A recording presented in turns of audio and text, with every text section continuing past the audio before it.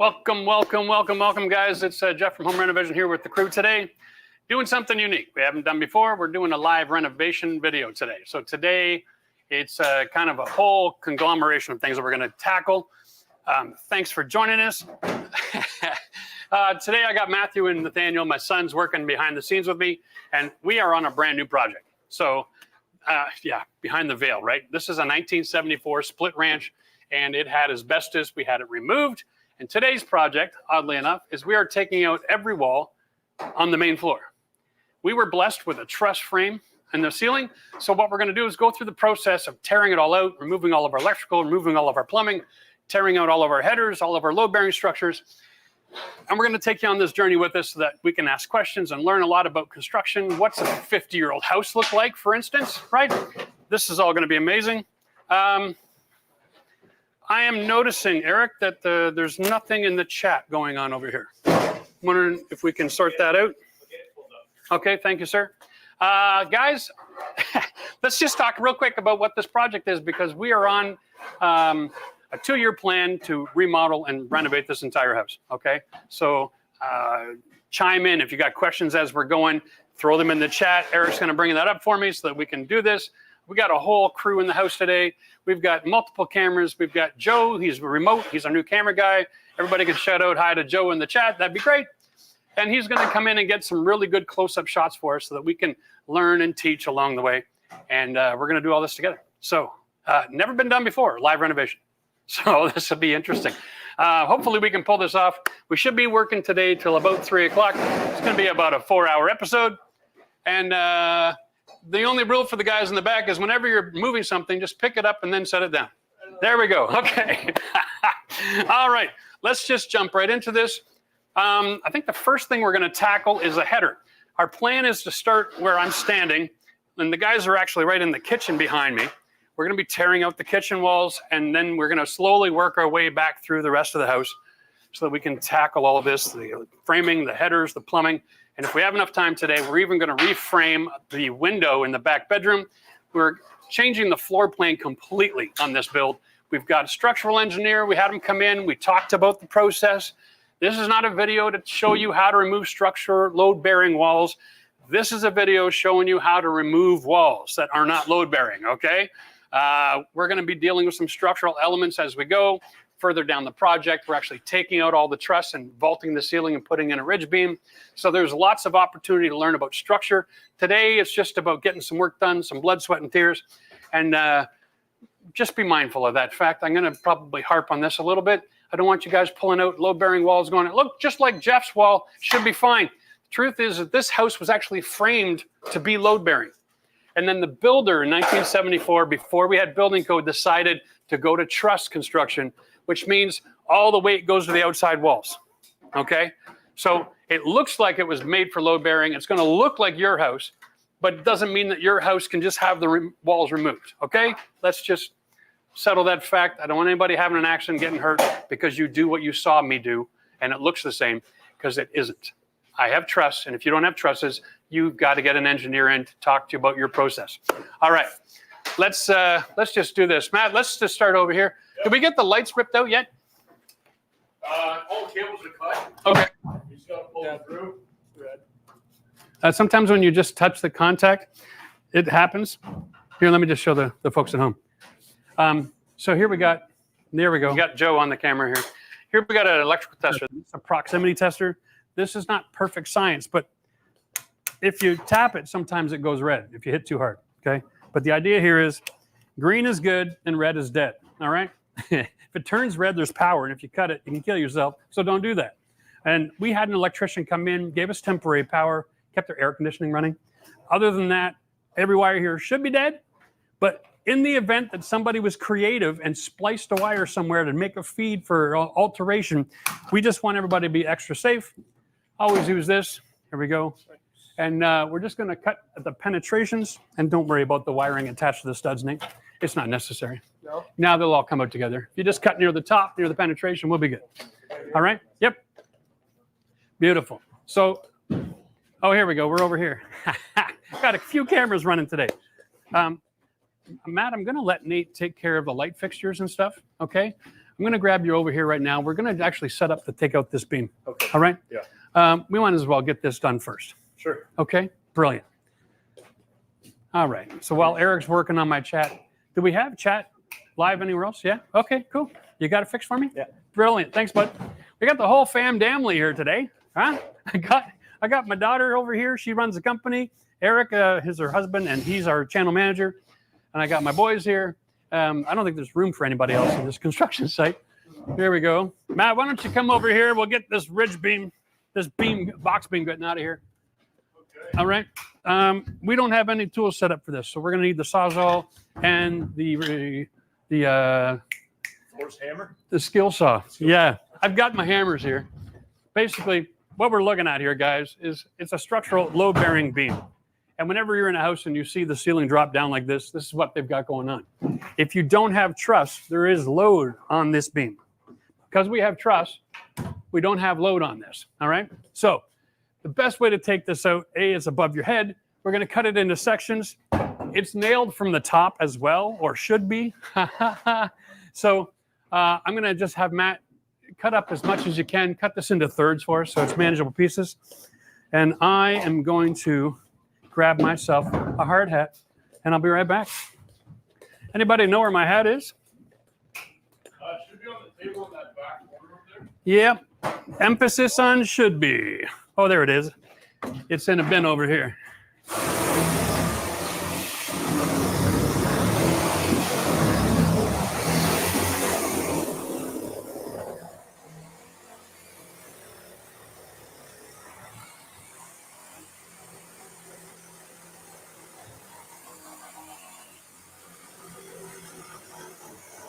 Yeah. That's one way to do it. I would suggest using this one first and then just finish off with that.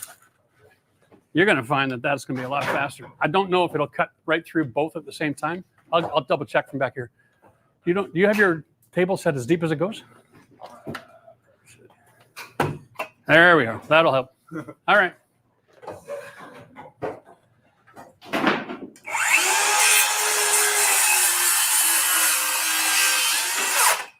Yeah. Yeah, that helped. It didn't go all the way through, though. No, you're going to have to finish it off. Yeah, there we go. Beautiful. Ah.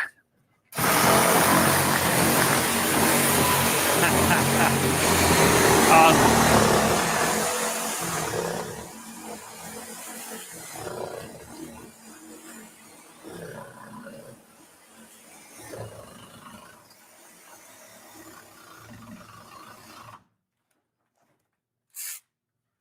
Yeah, how's it pinching?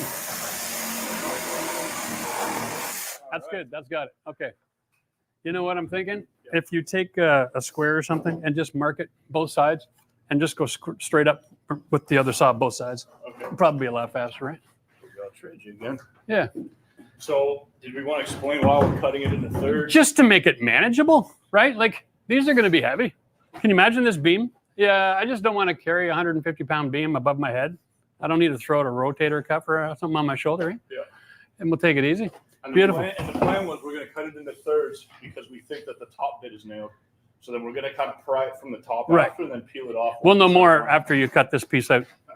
Brilliant. There you go.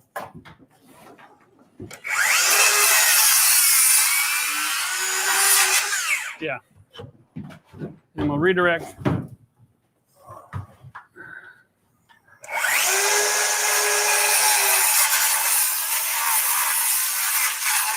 All right, and then you can finish it off.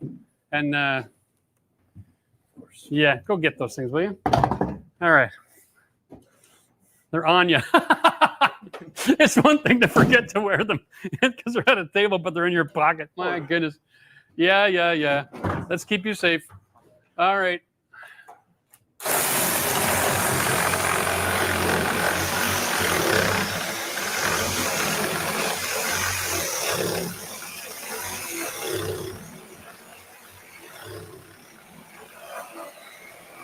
Okay, let's see if we're right.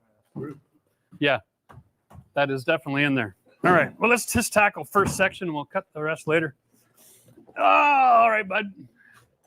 Feel free to drop that light fixture, Nate. If you need a hand there for a second, let me know. All right, let's Yeah, you see it's pulling right off the nails right away. You want to grab that? I don't even have to do much. I mean, I'm literally just pulling that off. You ready to grab it? So hold on. We have nails being poked through from the top, right? Yes. Okay. And it's coming off real easy. I just gave it one love tap. All right. Let's do it from this side. So, okay.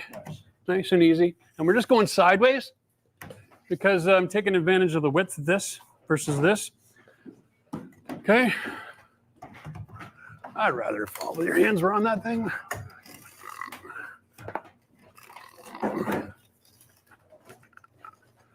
Are you there yet? Yeah, I got to do a little bit. Okay.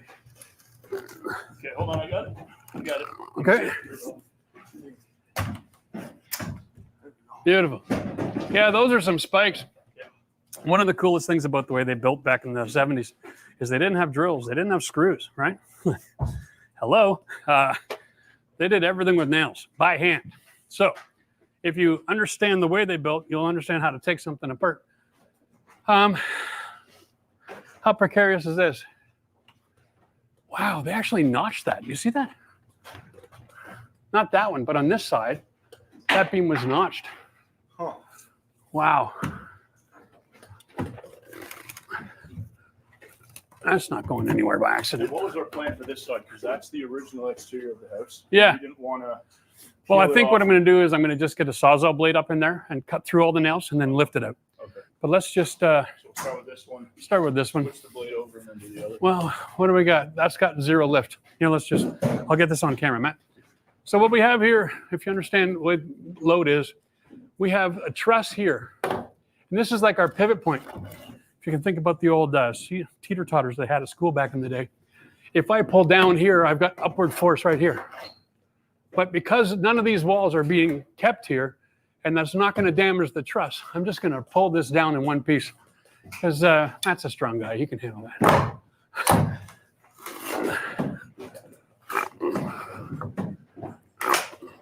Got my lift. Okay, so now we can just take the Sawzall, switch out to the torch blade, Okay. and then we'll just rip all these nails and pull these pieces out.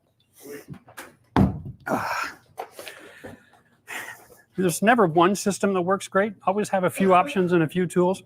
We're going to do most of the work today just with my big hammer there, a sledgehammer, skill saw, and then we also have this tool with the metal cutting blade. That's about all you're going to need, right? A couple of snips to take care of the electrical, but for the most part, it's pretty basic. Yeah, I forgot the earbuds. So Oh, did you? You're doing yourself in, are you?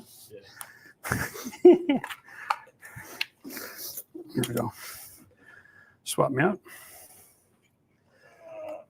There we go. Beautiful. Thanks. Okay. All right. And have a ladder.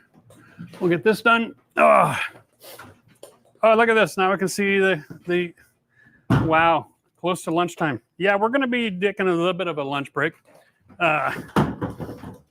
Probably won't be sawdust on the pizza this time, but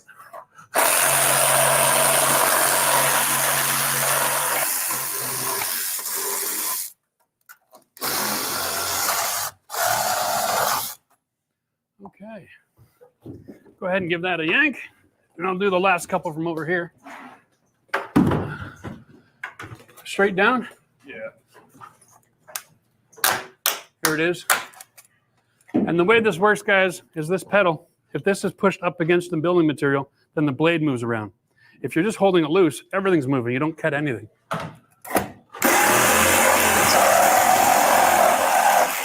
There we go. Try that. And then we got these on the back side.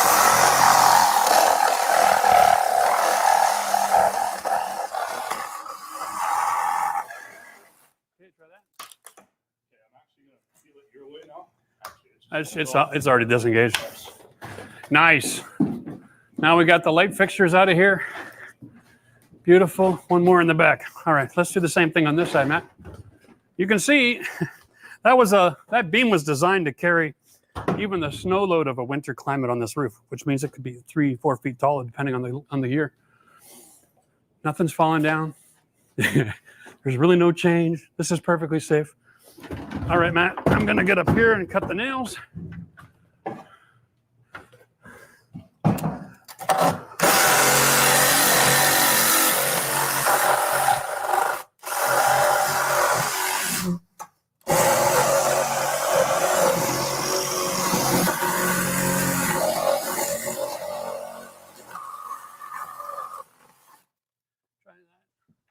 And if you close it like a door that way, there you go. That should, yeah, and then down. You got it. Here we go. There we go. Piece of cake. Whew, that gets hot. All right.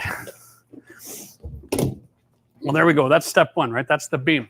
Now, the top plates and all the strapping are also going to be getting ripped out. I think we should probably take a look at doing some of that right now. They're all cut right here.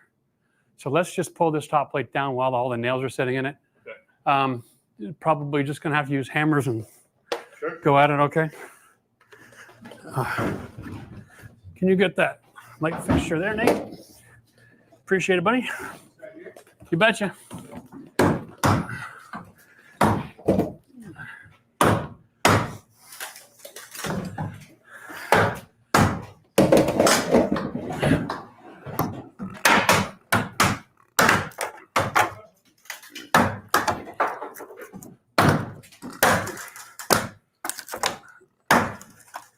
Get in there, baby. Oh yeah, now we got it.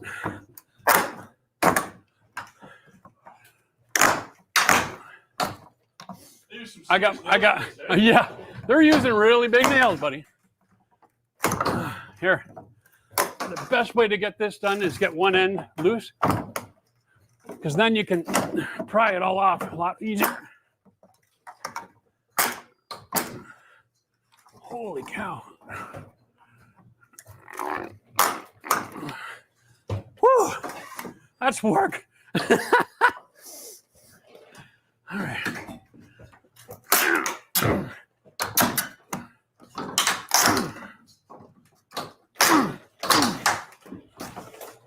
Now, my experience has been, once you've got a few nails out, all you need is a little bit of gravity. There we go. All right. Nice. All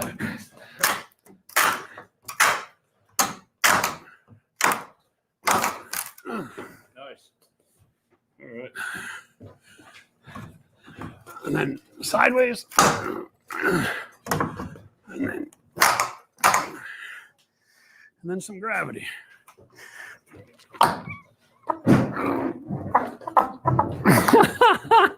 They got some real nails going on, don't they? Oh, we got to get a few more wiggles in there before we can pull that off. Ah.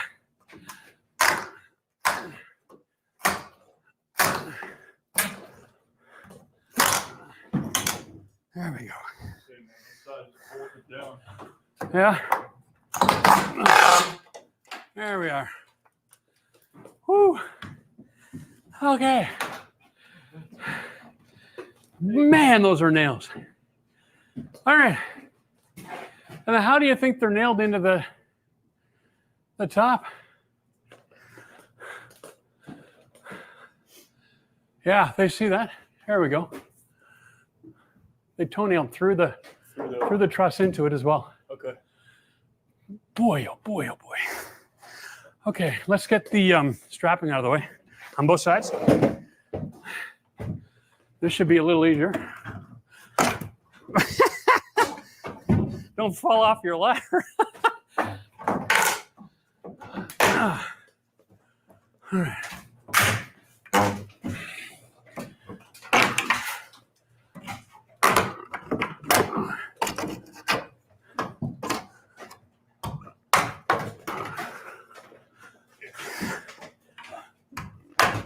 Go.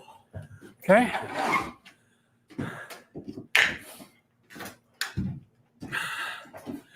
Huh. This is something that I never covered with the engineer. Okay. All right. Matt, I'm going to need a 2x4 out of the garage. Okay. Because the engineer and I talked about these braces, and he mentioned they might have been temporary, but usually when you're building, you don't use 2x4s as temporary, right? You use a 1x3 or 1x4. So his only concern was that this is attached to the plate, which it is. And in that case, we had to put some lateral bracing on this because it's providing some structure to the roof so it doesn't all just slide over. Now, at the other end of the roof, it has the bracing as well, and we're not disengaging that. So that's going to make this a hell of a lot safer. And this roof is sitting against an existing garage, so it's not that big a deal. But what we're going to do is find a way to slide this up through the hole. And Gonna go above the trusses? yeah, definitely. And I'm going to get you on your ladder, grab your drill with a Robertson bit, or not with a Robertson bit, sorry. Use your cordless nailer. All right, and I want you to nail this in, 3 nails on each side, about a foot up in the air, okay? That'll give us our structure again, and then that'll take care of any of that potential to weaken the structure above our heads. Not a big deal. And then we can continue on tearing all this out.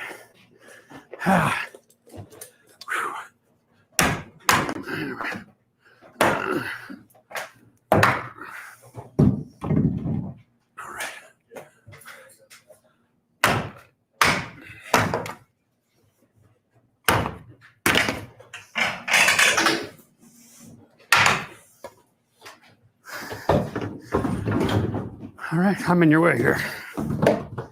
Go ahead, bud. Yeah, just stick it up about a foot.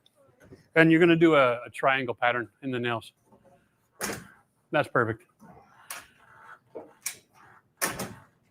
You might not have enough battery power with that battery. I got full. Okay. Oh, did you turn it on? I forgot to mention. Yeah, this sucker here has got a power switch. It turns itself off. Cool. Oddly enough, eh? Well, yeah, I know. new tools. New toys. Hey. There we go.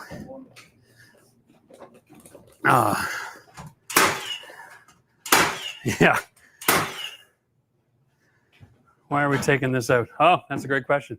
Somebody wants to know why I'm taking this all out. Great question. So here's the idea. This house right now is kitchen with a bathroom and then 2 bedrooms, 5 closets. Who has that much stuff? I have no idea. But here's the deal. What we're going to do is change the floor plan to open concept kitchen. We're going to push the kitchen wall back a few feet so that the finished cabinets are in the same line as the wall off the stairs coming in. And then we're going to do a master bedroom, ensuite bath only, and a little 2-piece bathroom for like guests. That's it.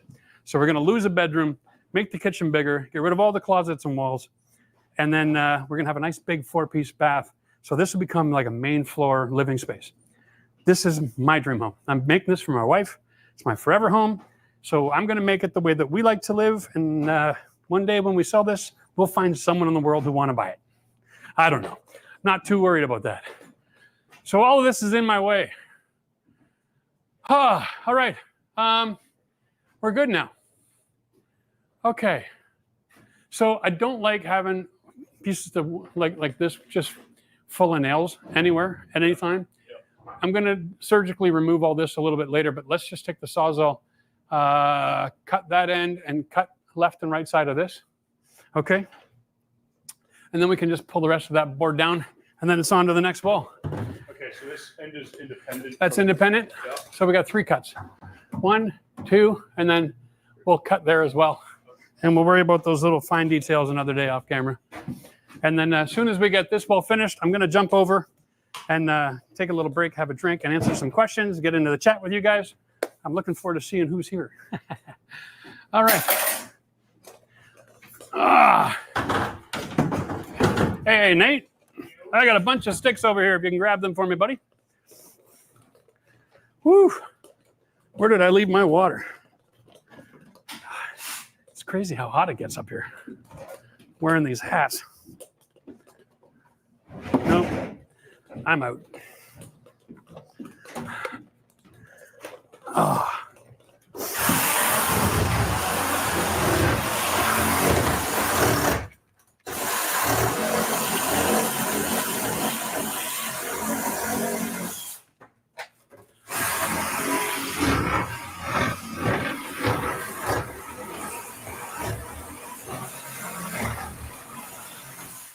There we go. So that's a great test. So you see, whenever you're cutting something, you're not exactly sure what's going on. You see how that is just floating around? Okay. The blade didn't bind, nothing moved, nothing collapsed. This is not really structural as much as an anchoring system. That's good to know. Anyway, we'll be able to deal with that later. If you can cut at the wall, that'd be great. And I'll pull this out.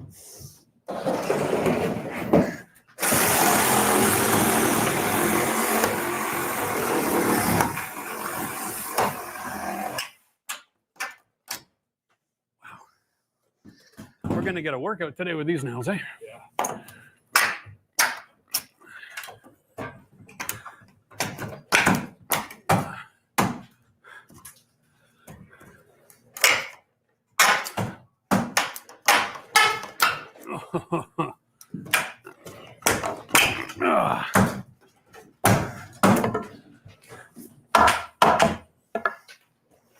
Beautiful. Thanks, bud.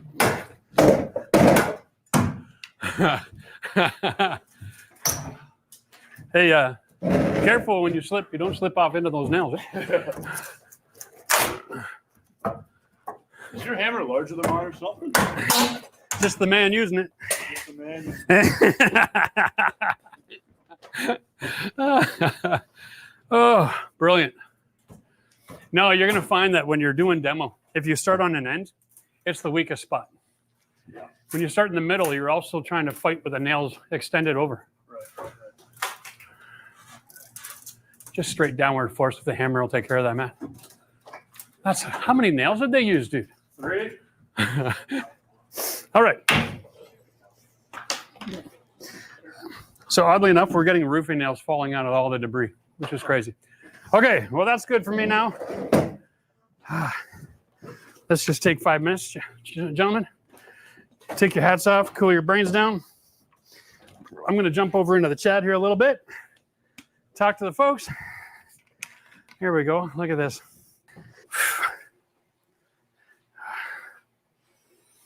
Okay, there we go. All right. I'm live in the chat now, guys. Here we are. Let's see who we got here.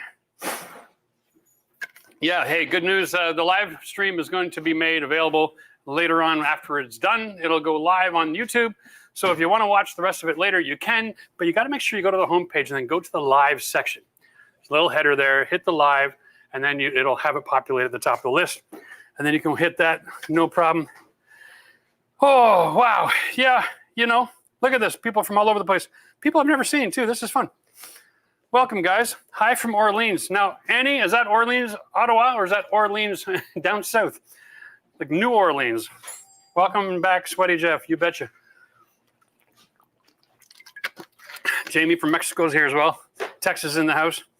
All right, well, let's go back to the beginning. Hey, Existential Paints in the home. I'm in Ottawa. So this is our 1974 original mint condition home. We bought to do a project home. I'm building a house for my wife, and we are going to turn this into a my forever home series is what it's going to be. We're not going to see a lot of videos coming from this project for a few months because here in my channel, I like to film months in advance so that I can take holidays and people can get sick and we can actually still put out videos every week and all these kind of things, right? We don't just film and edit and put it up and scramble. That's what keeps me sane. So the basic gist here is this is going to be gutted. We're getting a new floor plan. We had asbestos. We had to have a removal done. We're building some new sheds and outdoor living spaces and all kinds of great stuff. So make sure if you're live in the chat, let us know what kind of projects you're interested in seeing. We got nothing but opportunity. And if you're watching this after the fact, then jump into the comment section as well. Love to hear what you got to say. One thing that we did do, you're going to see these videos coming soon. We actually filmed a bunch of work here about how to remodel an old house as well. So we did video series. We had stipple ceiling with asbestos in it. And I did a video showing, hey, this is how you're going to mitigate this problem. You don't have to use a remediation team. We did a video showing you how to do the skim coat and make it safe so that you can do that in your house. We showed people how to paint an old house, okay? There's a lot of tricks of the trade when you're dealing with older building materials and they're not copacetic with new stuff, right? And we did some paint tests. So all these videos are coming. All the major brands, I went in and I bought them all. bought every line they had, and we gave them all a shot and tested them all out in real time for how they were dealt with stains and all that kind of thing, so that we could give you advice about what's the best paint on the market. I'm going to hold that tight to the chest until those videos come out. You're going to be absolutely blown away by the results. Yeah, and asbestos is no joke. This was a type 2 remediation. So for everybody who knows anything about it, it means it was in the stipple, the texture in the ceiling, and it was in the drywall compound itself. So not the most dangerous type of asbestos and not the most concentration in the market. But when it was a major project like this, it's easier to have a team come in because they set up the negative air. They've got all the protocols for the removal of it. And then it goes to the right part of the dump in the right kind of bag, guarantees that we're not going to be releasing that back in the environment. And then I don't have to worry about having a shorter lifespan. Anyway, good morning to everybody. Now, before we go back to work, I just wanted to mention real quick an update on the church. A lot of you guys still asking about what's going on with the church. The church is up for sale. It went up on the market 2 days ago. You might have seen the videos where we did the little penny tile in the kitchen, and we repainted the cabinets and added another bathroom. And we actually since then have added a bedroom and made it officially a 1-bed, 1-bath, 4,000 square foot on a half acre. Like, what an interesting deal. So it's on the market if you're interested in a project home and you want to make a dream home, or if you've got like, you're an artist and you just want to live in the country where it's quiet and have a huge studio with lots of lighting and a vaulted ceiling. Perfect. All right. Go ahead and check that out. Just Google for church for sale in Princeton. Anyway, that's about all I wanted to do for bringing that up to speed. Here we go. Now we are going to do a combination of changing the lighting and different cameras. We've got a lot of really interesting things to talk about because coming up soon, we're going to show you the 50-year-old home. What were the weaknesses in this house? Because we can see them all from here. And so we're going to show you all the weaknesses and the things that are wrong with it so that you might be able to consider that, because some of them were hidden in behind the walls and up in the attic. You wouldn't even know there was a problem. And so we're going to be able to tell you why that happened and show you what you can do to fix it. And we're going to move on. Yeah, biggest 1-bed, 1-bath house ever. It's a little silly, but it means you can live there, and it means that your insurance is going to be very reasonable. And the taxes are almost nothing because it's in the middle of the country in a really small township. So it's not a bad idea. All right. We're going to get back to work now and start ripping out the rest of this kitchen wall. And yeah, cheers. Keep on asking me some great questions. And Eric, if you see a great question coming through the chat, feel free to grab my attention. I can pop over and handle that, okay? Brilliant. All right, gentlemen. So next is this wall right here. All right? When tearing out a wall, the process is really simple. Just got to remember how it's built. So they build the wall with nails, and then they stand it up in place and then tack it into the ground. So the removal process is simple because it's a top plate. It means that they're nailed together and they're not going anywhere because they overlap in the corners. You see this system here? All right, so here's one wall plate and another wall plate. The second plate always overlaps and nails together. So they become a very, very solid structure, and it's not hard to deal with this at all. Just get this set out of the way. Can you pass me the sledgehammer there, Nate? All right, so the way I like to do it is really simple. You take the sledgehammer and you just get a little batting practice in, right? Knock them off the nails. Okay, and then it just really pulls off the nails. That's it. You gotta love old-fashioned stuff. Those nails have no adhesive like they do with the modern nails in their nail gun. Those nail guns have those paper strips, but there's also adhesive in a lot of them. And so these ones just come off really simple. All right, and then you just pull and twist. And if you need be, give it a love tap. All right, that's all there is to it. Now, remember, when you're doing this, all the nails are sticking up through the bottom plate. And it is quite possible that you're going to hurt yourself really bad by stepping on them. Oh, look at that. Almost knocked my camera over again. Now, when you get to one of these doorways, it's a double, okay? And there's a header here. So instead of hitting it this way, I've got resistance. I'll hit it the other way. Put a little more oomph because there's a couple more pieces of wood.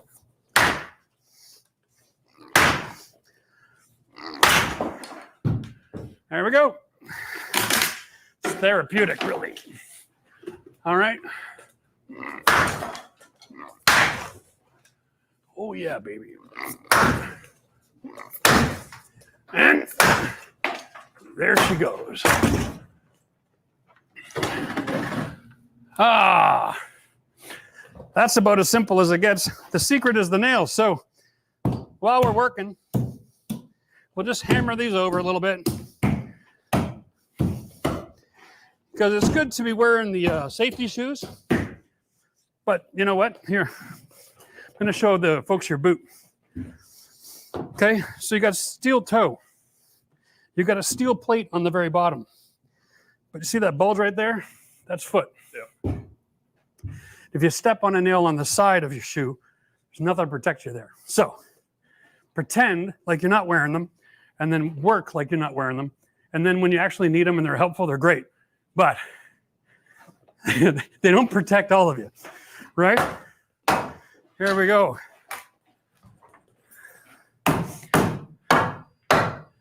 Beautiful. Now, here we also got a corner. And when they're making these things, they'll build the wall, they'll put up another wall. They'll still nail these corners together from the backside. So it's a bit of a pain in the butt ski. All you do is give it a bit of a love like this. Once you've opened it up, you can then put your hammer in and then pull straight down to open up that gap. Okay?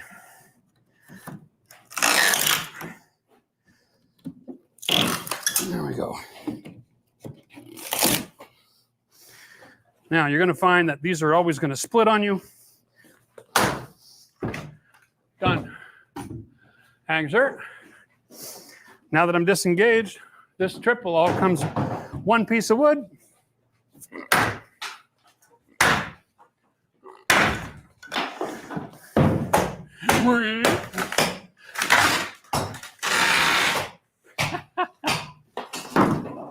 All right. You grab that straggler there and just peel it off. That's the safest way to do it. There we go. Hey, hey. All right. Oh. There we go. You got the pocket door okay? All right. Now, let's take an opportunity here to learn something. These plates are going to be put down with nails as well. So we're just going to go underneath, pry it up.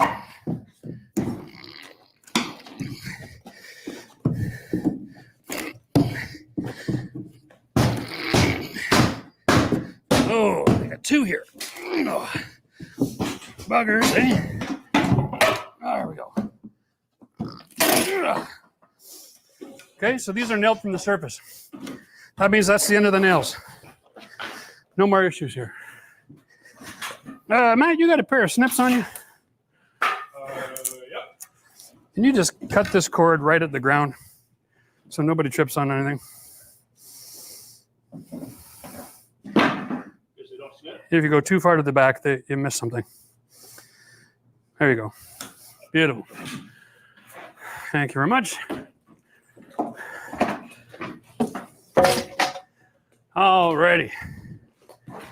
Whew. Oh. Okay. Back to the header, eh?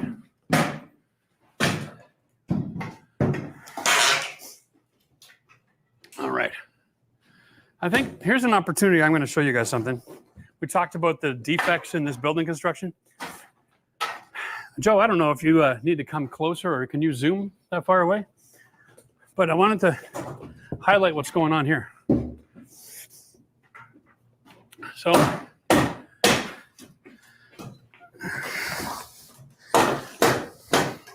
one second, guys. I got nails sticking out of the floor here, and it's a tripping hazard. There we go. All right, let's give me a minute here, Matt, so I can explain that. We got all this little mold growing on this paper. Now, this particular wallboard is a Johns Manville company, okay, back from 1974. So this is like a cardboard. I'll just take some off and show you here. Here, have a look at this. How am I here, buddy? Okay, This is like a fiberboard. So this is not OSB. This is not plywood. It's just, it's not my first choice, but it's not anything really wrong with it. It's not the strongest sheathing in the world, right? So it doesn't give you a lot of that protection. So that's why they added these boards. Now, this is not one piece of lumber cut into the frame. This is just individual blocks. Not the greatest technology in the world. Definitely not good building science. Standard practice, though, back when this was done. Okay, remember, this is a before building code house. Now, all of that to say this, because it's a paper and it gets wet, then it stains. And it really lets us know what's going on with this house. So here we got an issue. I have a roof overhang on the back of the building, okay? And I have this nasty moldy spot right here, all right? Now, I don't have a lot of nasty moldy spots anywhere else in the whole building on the wall, just this one area. So it's not the sheathing that's the problem. It's not the roofing that's the problem. What the problem here is somewhere on the outside, there's too much reliance on the caulking, okay? Because you'll see that this here, let me just pull this up. Here's the outside. They wrapped the house in this. It's just a tar-soaked paper. So that was their building science, okay? Cardboard, tar-soaked paper, and then aluminum siding, and then caulking. Now, around that door, the caulking obviously isn't sufficient to do the job. So that water's been getting in there. So every time we had an eastern wind storm, usually the eastern wind storms have heavy rain, heavy winds, and it drives that rain right into the building, past the caulking. And that's why this is all ugly, okay? No big deal. Yeah, we're gonna deal with it. But I only have one spot in the whole building that suffered that same consequence. So it's not terrible building science. And if you've got an older house, take a look at your caulking, because if your caulking has got separation, that's happening to you, okay? Sooner or later, you're gonna get that wind-driven rain. And in your insulation, inside here, if it's fiberglass, it gets wet, and then it sits down. And when the fiberglass gets wet and it starts to sag, then up top is an airspace. And then in the wintertime, you get frost, you get ice in your wall. And then that ice melts, and then you get more mold. And the insulation gets even wetter, and it's something that kind of deteriorates in time. So you want to avoid that. So always keep an eye on your caulking. Make sure you have a good look around your house. All right, wanted to show you that before we go any further. And then one other thing, I wanted to deal with this pocket door. Yeah, this is a great example. Joe, I'm actually going to get you to come right over here so that we can show the folks what's going on with this door. All right? We didn't touch this once we got here, but check this out. You can see the door closes up top. I don't know if you can get the best image of the gap here. Let's just run over here a little bit further. Yeah, straight on. Now you can see that. All right? Now, both of these wheels are engaged, I think. Yeah. So all the sliders are engaged, but for whatever reason, over the time of all the opening and closing, the hardware on the wheels is actually slowly loosened off and loosened off and loosened off. All right? And if you've got a door like this in your house, the only thing that you can do to fix it is this. You got to take a look where your track is, okay? And this is a C-shaped track, and the wheels sit into it, all right? And that's the way it's oriented here. And the side that you see the wheels is the side you got to open up. And it's usually a pretty simple piece of wood with a couple of nails, okay? And then you take off this one.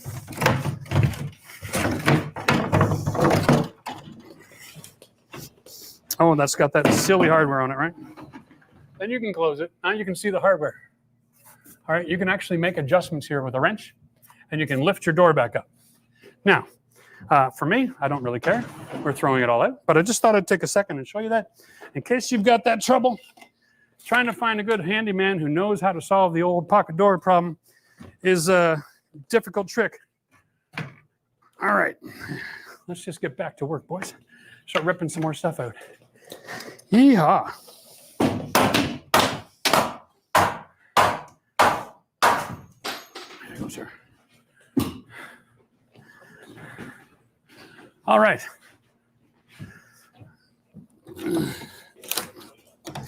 I would rather take this jam and then take the frame. Okay. We're making some changes around here with the lighting, I take it.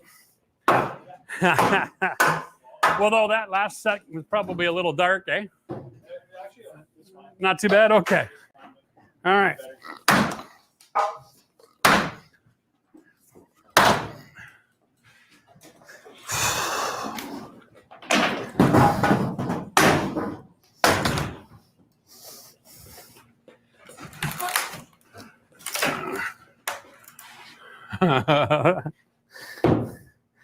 Now I know how they built. I'm feeling a lot more confident.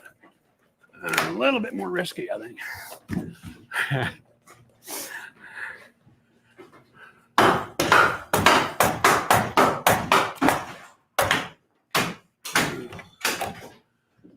Thank you, sir. Now this door is so much easier to remove.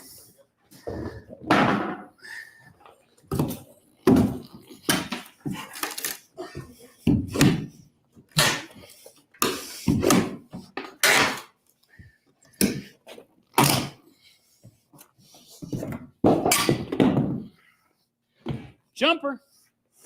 Okay, Matt, 1 second. I don't want to get too far into this without going through all the mechanical removal first. Okay. Let me just grab this. Grab that. Yeah, let's get a broom over here and a dustpan and that blue bin. We'll do a quick sweep. Make sure we're not missing anything that's dangerous on the floor.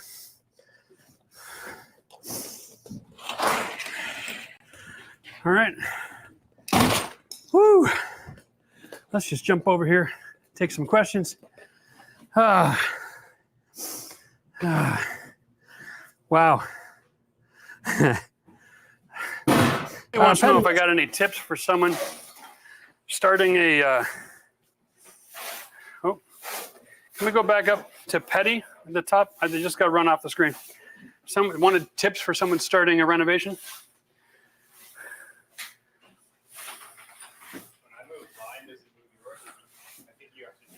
Oh, I have to do it manually. Yeah. I can put it on the screen for it though. Oh, I found it. You got any tips for someone starting for first time on home renovations? Thanks from England. Yeah, here's some great tips for you, Petty. First of all, if you're starting renovations on a home, best is to own the home for at least 1 year, because then you're going to know all the weaknesses of the home. Okay, so then you'll know what problems you have to solve. Far too often in renovations, people will try to do the whole best practices approach, and they waste so much money on time and materials trying to protect themselves from every single possible problem that known to mankind. This is a 1974 house built with hammer and nails and cardboard and paper, okay? And she's just solid as a rock, which means you don't need to invest $10,000 on exterior sheathing. You don't need to buy the 1.5 inch or 1 1/4 inch, subfloor and replace all your subfloors.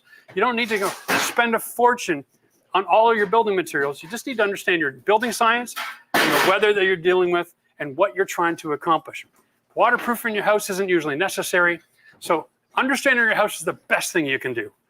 Number 2, find information about the same home, okay, that's online somewhere. Find a renovator who's done similar work in your building science and follow their advice, because different building science and different building materials, you can't mix them together, all right? So you can watch our show for a lot of good information, but over where you live, we're still dealing with a lot of masonry products, a lot of plaster. And so those products don't actually work in conjunction with a lot of the materials we're working with. And so you can't follow a lot of my practices. So it's kind of tricky, right? First time renovations, wow. Don't bite off more than you can chew. My other piece of advice is life is a real pain in the butt, and it happens to bite you once in a while. So when you're renovating a house, you've got to be able to afford to put that house back on the market in 30 days if there's a tragedy. Okay? So take a big bite that you can finish in 30 days. That, in a lot of cases, for most people, is 1 room at a time. If you can't afford to sell the house unfinished, then you can't afford to do a renovation that takes more than 30 days to finish it, to put it on market. That's just really good advice. I had a realtor who told me one time, the one thing that most people forget is, accidents happen, circumstances can change, and you've got to be able to sell your house in 30 days if necessary. All right, there we go. Let's move on. we are going to talk about a few things here. Hey, it's nice and clean. I like that. Let's get the bench over here first. I've got a little bit of work to do. And then, Joe, I'm going to get you over here. I'm feeling like this is a little dark, Matt. If you can bring that light, take off that clamp and bring it to this side of the door, that'd be awesome. All right. Now, 1 second. I'm just going to grab something here. I got my workbench of all my stuff here. There we go. Visual aid time. And this is what I'm talking about, right? Okay. Here's another problem spot that we had. Maybe get a proper lighting up here if we can. Yeah, that'll work. That's really good. And you can see, here's another situation where building code and housing technology back in the 70s and even more recently, the last time they changed this roof, they might have solved this problem. But look at all the mold on this plywood. Okay, actually, it's a little soft. Okay, not the greatest. But this vent stack, here's the wall. I've got about a 16-inch overhang. It's within 4 feet of my gutters. So what you're going to have here is this vent stack is a ABS plastic. It's 3-inch wide. It's coming up through a penetration of the roof, and it's a rubber gasket on like a rubber apron.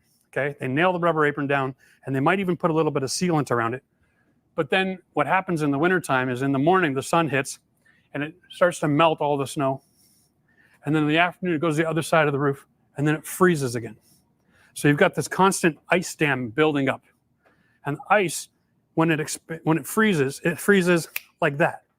It doesn't just go sort of get hard slowly. It just pops. And so whatever caulking is in water, when that happens, the caulking loses the battle. Next day, the caulking is removed. It's been lifted. The water goes underneath. Bum, bum, bum, bum, bum. And now it's all underneath all the shingles. Thawing and freezing and thawing and freezing. And that's why this is getting moldy. The solution to this problem is simply put this penetration up into the attic, put an elbow here, run it a few more feet over, and go through the roof up here, where you're not going to get any ice damming, okay? So consider that. If you're doing some major plumbing work in your house, get your vent stack away from the peak of your roof. Current building code, we now have 4 feet of ice and water shield, and that is that a tar-like paper that goes on the surface before we even start with our shingle process, okay? And that's like the last protection barrier against the ice. They're expecting ice to get underneath your shingles. That's just the way it is. And so if ice is going to get under the shingles, make sure you don't have penetrations in your roof. No venting, no bathroom fans. Just get it all away from there and move it at least 4 feet up. That goes for skylights. Make sure the bottom of your skylight is a bare minimum 4 feet away. And if you're in a 4-season climate, for the love of the Lord, get yourself a heating cable and cover it up and put it in your downspout so that you have no ice buildup around your skylights. It's the #1 reason for leaks in new homes around the skylight is ice. And you can avoid that by plugging in a low voltage cable. It goes on every 4 hours for about 30 minutes, and you'll never have a problem again in the rest of your life. Okay, now I've got all that said. I have on top of that, I've got a 3-inch pipe. And I just jumped on a ladder earlier today and I stuck one of these caps on there because our plan is to relocate all the plumbing in the house. So none of this is any good to us. So what I'm going to do is I'm going to set up something here that holds this in place. I've got my all-round steel strapping. Here, I'll throw you this. And I'm going to need a pair of side cutters. Oh, come on, baby. Here we go. Yeah, that'll work. Thanks, bud. You can take this for me too. I'm going to need my drill and a couple of screws.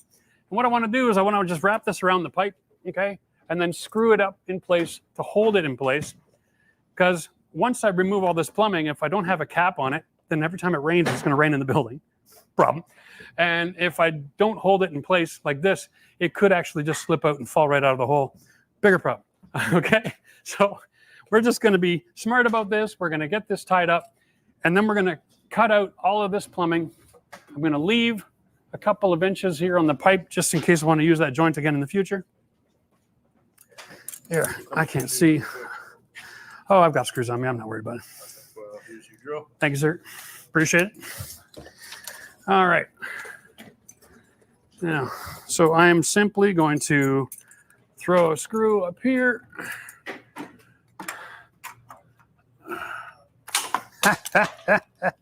Yeah, simply. I use the word simply. That was my first mistake, right? And easier to thread the hole first. All right, here we go. And now this is just temporary measure, okay? Here we go. That'll work. Now, this system works really good too. If you guys are ever at home and you're doing galvanized plumbing, you've got those old cast iron pipes in your house and you're making any changes. Okay, there we go. Now, I didn't go all the way through the roof, obviously, but there we are. Nice. Now, I can cut this and it's not all going to fall down on my head. But you can use this system. You wrap the galvanized pipe twice and go like framing member to framing member on that. And you can actually hold all your galvanized or your cast iron pipes up in the ceiling, cut out the rest of the sections, update everything else to ABS, and then you can go with a rubber clamp with gear clamps on it and re-engage. So you don't have to remove that 500 pounds of pipe sitting in your attic. You just got to be able to hold it in place while you're working. All right. Okay, let's get the Sawzall over here with the torch blade.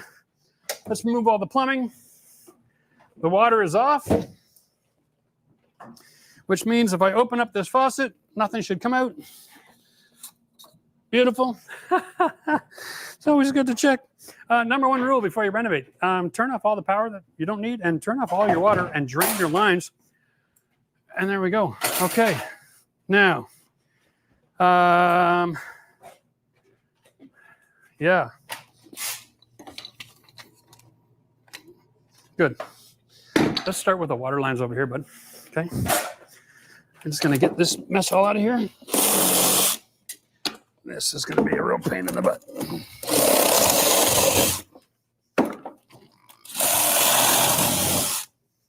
Okay.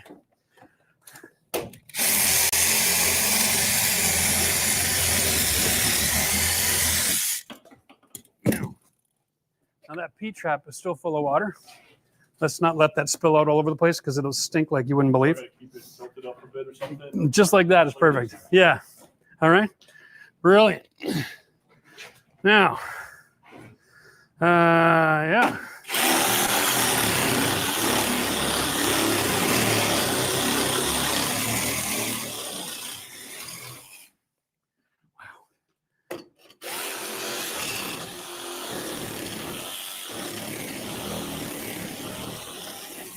Now that's all venting.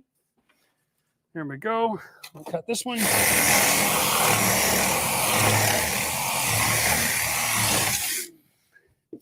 And we'll cut this one.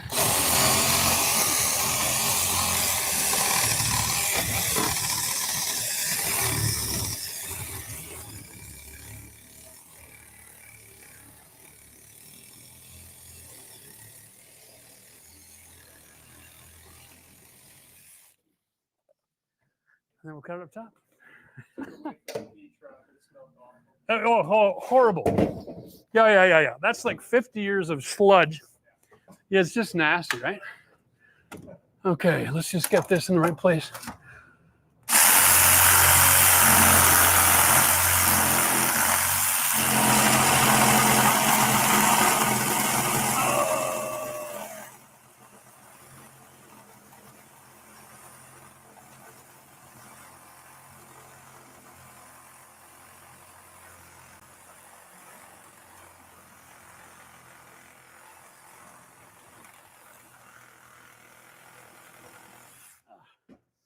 Got it. All right.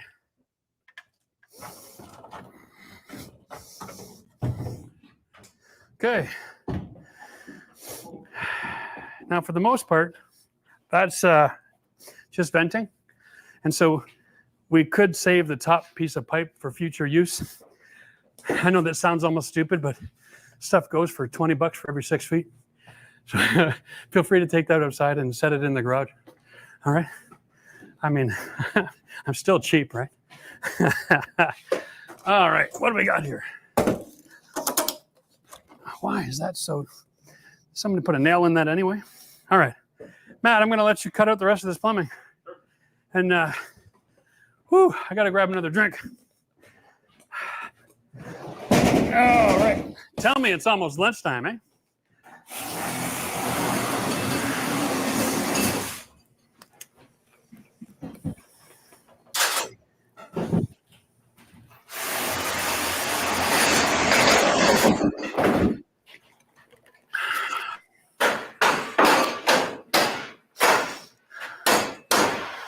Yeah.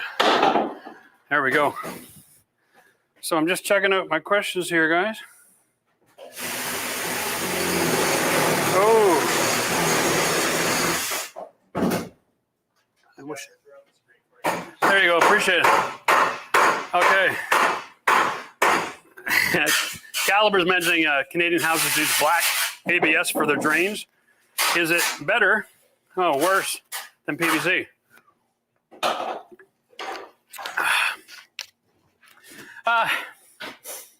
I'll tell you this. I think the ABS has better bond to itself.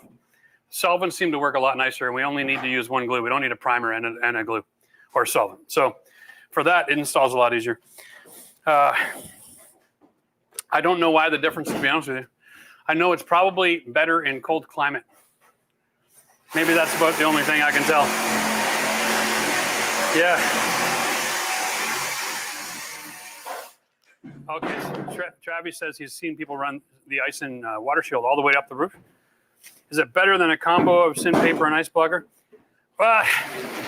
Okay, so the synthetic paper, there's like different kinds, right? It's like a membrane, but it also can be for traction.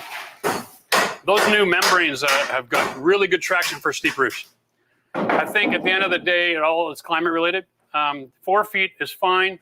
It is overkill to have a waterproofing membrane on your roof, because generally speaking, roofs are a water diversion system. The only time you need the waterproofing is where the ice builds up. So in your valleys, maybe make it more, depending on your way your house is facing. If it heats up in the morning and cools in the afternoon in the wintertime, you're definitely going to want to have as much protection as you can get. But for the most part, any roof on the south-facing side doesn't need much help at all. Okay, yeah. Am I doing the copper piping here too? Same thing, right to the plate. Yep, and test that electrical before you pull it out, just because I'm paranoid. And P. Smith says it's more entertaining than Saturday morning cartoons. Well, that's because they changed the cartoons. Like, bring Bugs Bunny back, and we might have some competition. Eh?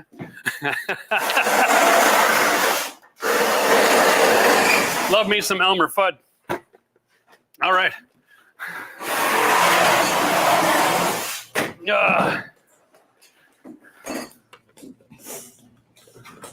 Thanks, buddy. How's that working out? This is going to work out fine here, right? That's awesome. All right, brilliant. All right, Matt. How's it working over there? We're just about done here. Brilliant. Now, I could have swore I had some safety glasses on me. Oh, there they are. Thank you. All right. Okay, so now we're at a place where we need to cut that wire. Okay. That'll work. It's just you're gonna have to chew at it like a beaver eating a tree. I was just like, that's just kind of the way that is. Yeah. Okay, now, nothing else going on here that's all that tricky. We just got to rip this door out. Okay.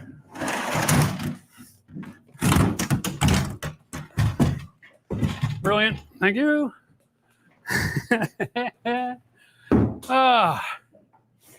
Here, while we're here, let's talk about how they build pocket doors so everybody can tell. All right. Quick technology update. Pocket doors aren't new. They've been around a long, long time. Basically, they're built out of 1x3 or 1x4. If you find a pocket door that's not made out of solid wood, don't buy it. They make a press board version of it. It's just not good enough. Don't bother putting that in your home.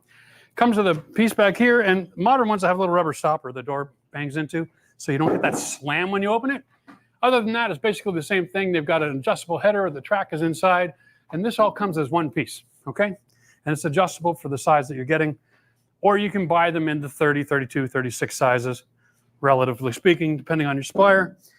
They end up being the same thickness as a 2x4 wall, okay? And as such, this wood is very thin. So when you're using your drywall and you're covering up your surface, make sure you buy a 1-inch drywall screw so that you're not having your screw penetrate inside the cavity where the door is sliding, because over time, these walls move in place and things happen and you're going to get a big scratch in your door and it'll drive you nuts. So make sure your screw isn't coming back through the other side by the 1 inch, not the 1.25 inches.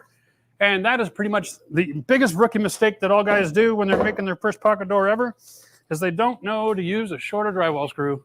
And then they get all finished and then they open up the door and put a big scratch in it.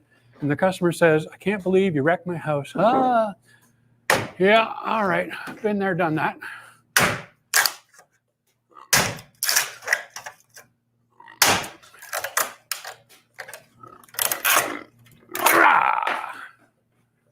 Okay, here we go. There's a lot of stupid little lumber here, eh?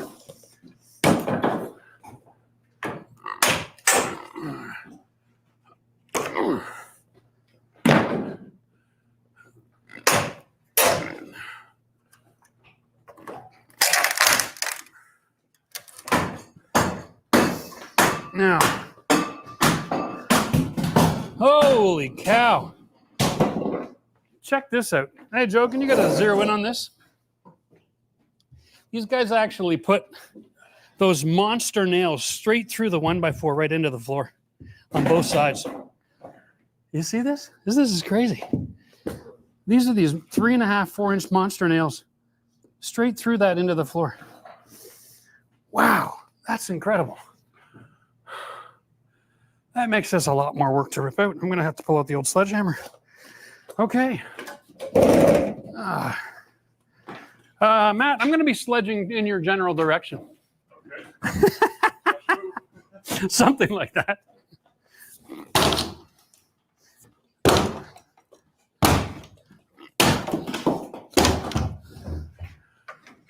Okay.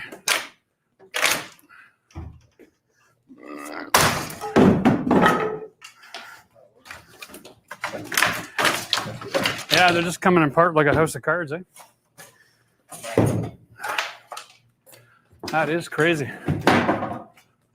Okay. Ah, scratch one pocket door. Thank you, sir. Okay.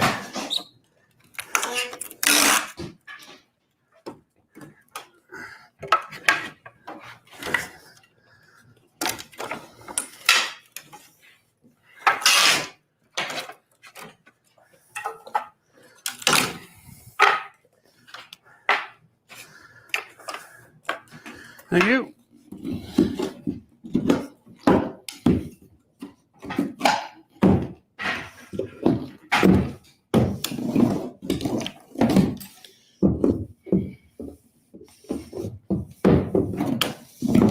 Oh, there's another one.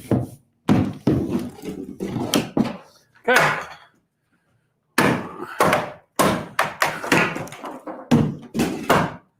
So, Matt, I got another header here to pull out.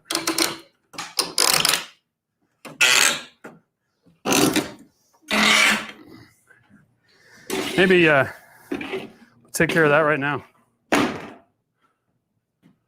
Yeah. Same system as before, but I don't know.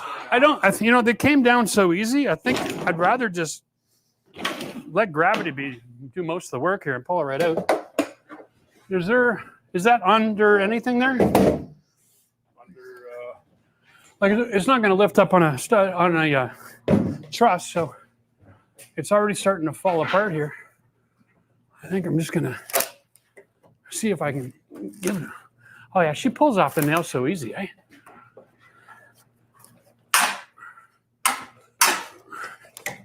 Wow.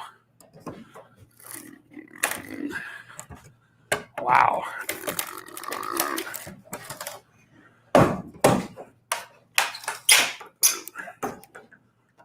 That's just.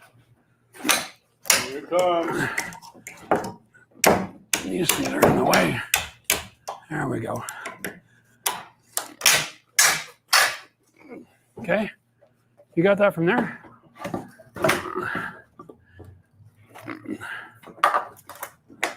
Okay. Just hang on it, put your weight on it. I mean, it almost wants to go. Yeah. It wants to. There we go. She really wanted to go. All right. Now here, let's do this. I have another toy here.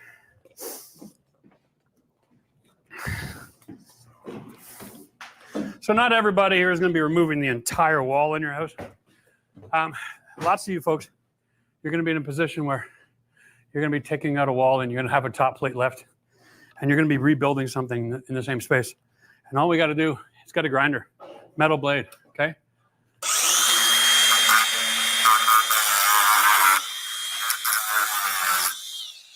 And you can cut all the bottoms of the nails off, nice and flush, and then build underneath. And yeah, try not to do that with your mouth open. What happened? What's everybody laughing for? Anything for the shot, yeah? Oh, for Pete's sake. Anything for the shot. All right, here we go. We're just going to rip it out, though. We don't need to use it. But I just wanted to demonstrate. Oh, I'm bleeding. Imagine that. All right. Okay. Nah, we'll get rid of it. Yeah, let's do a quick cleanup. We are good to go here and here and here. Okay. Let's just get all our debris out of the way. You can throw that back on my table for me. She got warm.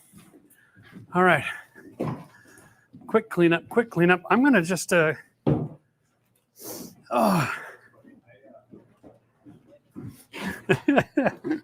just going to knock a few more studs out of the way here. We'll finish off this wall.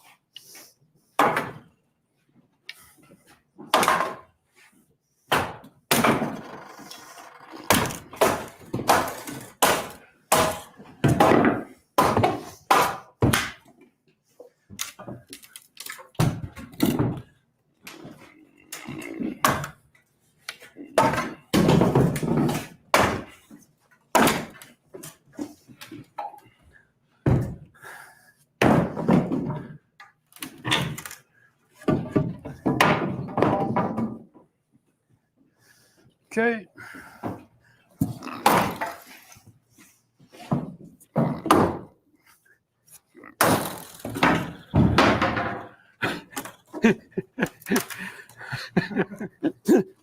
I almost got you.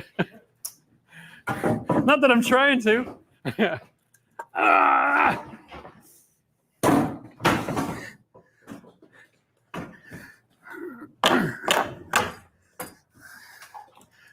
Oh, it gets so much easier the more space we get, right? Yeah, that's a great way to get a nail in the arm. Go ahead. Hey, when you're carrying lumber full of nails, guys, if you can't hold it in your hands and you're relying on your arms and your body to keep it from flying around, I'm going to guarantee you're going to be a punctured piñata at the end of the day. Less is more. Take your time. Play safe. All right. There's another big beam that's got to go. What do you say? Can I get a crack at this? Oh, you want to have a? All right. It's to test your strength at the carnival kind of scenario here. Like a driver swing shot, or? Yeah, just remember, if you hit it completely loose, and it's enough momentum, it'll fall off the nails. And so just think about where it's falling and don't step into it. Okay. And don't go too crazy with it. But. Yeah. There you go. There you go. Ow. I'm your helper now. There we go.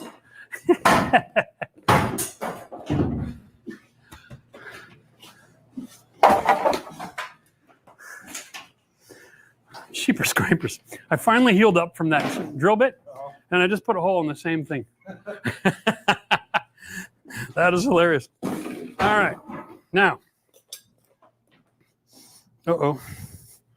I got microphone wires getting loose. Here we go. All right.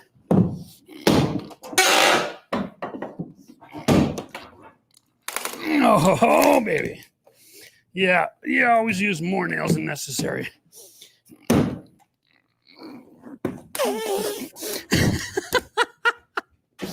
What's that? I think there's a miracle nail going on over here. I don't know. Feel free to get in there. Thank you, sir. Oh. So, guys, when you're building walls, the only reason we put nails in it is to keep it from sliding around. Gravity does most of the work. Oh, man. That's more like it. That's what I'm talking about. Okay. Get rid of that, get rid of that, get rid of that, get rid of that. Hey, learning term. Okay. Matt, I'm going to want you to do one of two things. Go downstairs and cut everything so it falls through the floor. Okay. Or cut it right flush with the floor. Which one would you rather do? I don't care what you want to do. Honestly. I don't know how accessible some of this is. Like, that's easy. It's above the laundry. Okay. Over here is in that bathroom wall going downstairs in the other bathroom. Okay. So you think I should just go down there, cut them all off? Yeah, just cut a few more feet out. Okay. All right. Yep. And if you do that, we'll be cutting the cutting that part for the toilet too. That makes good sense. Okay. Right? Just cut. Take the other 3-inch cap that I have, and then just cap the stack, whatever you got left. Okay. And that'll keep the sewer gases from coming in the building. Sure. All right. Brilliant. All right. I know lunch is going to be coming here soon. Eric, let me run over here and answer a few questions while he's making some noise in the basement. That'll make some sense. Whew. Well, there we go. Okay.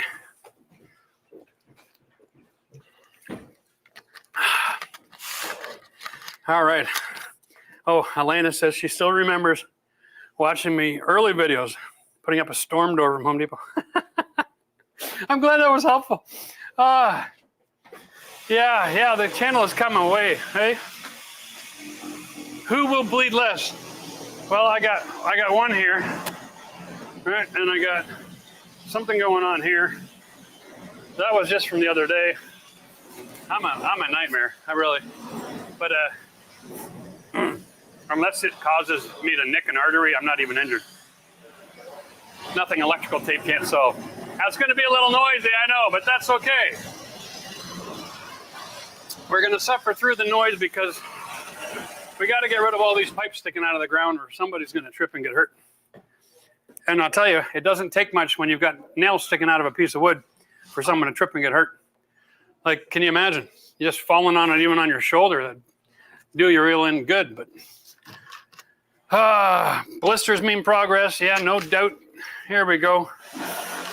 All right. Well, it's almost lunchtime. Things are moving along quite nicely. I think by the time we finish this stream, it's only 12:20. We're going to have the rest of the walls out, and we're going to be doing some temporary shoring and then reframing the back window.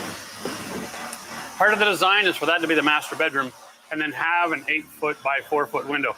Very much similar to the one we put in the farmhouse. I love those big windows. All right. Oh, yeah, that's a great question.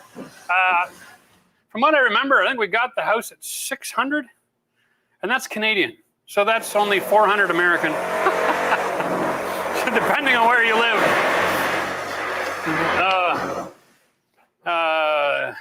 If you ask for essential to regular people out there like myself, because the pricing on housing and trades is through the roof. You know what's funny? You mentioned that because I was actually at Home Depot the other day getting some material.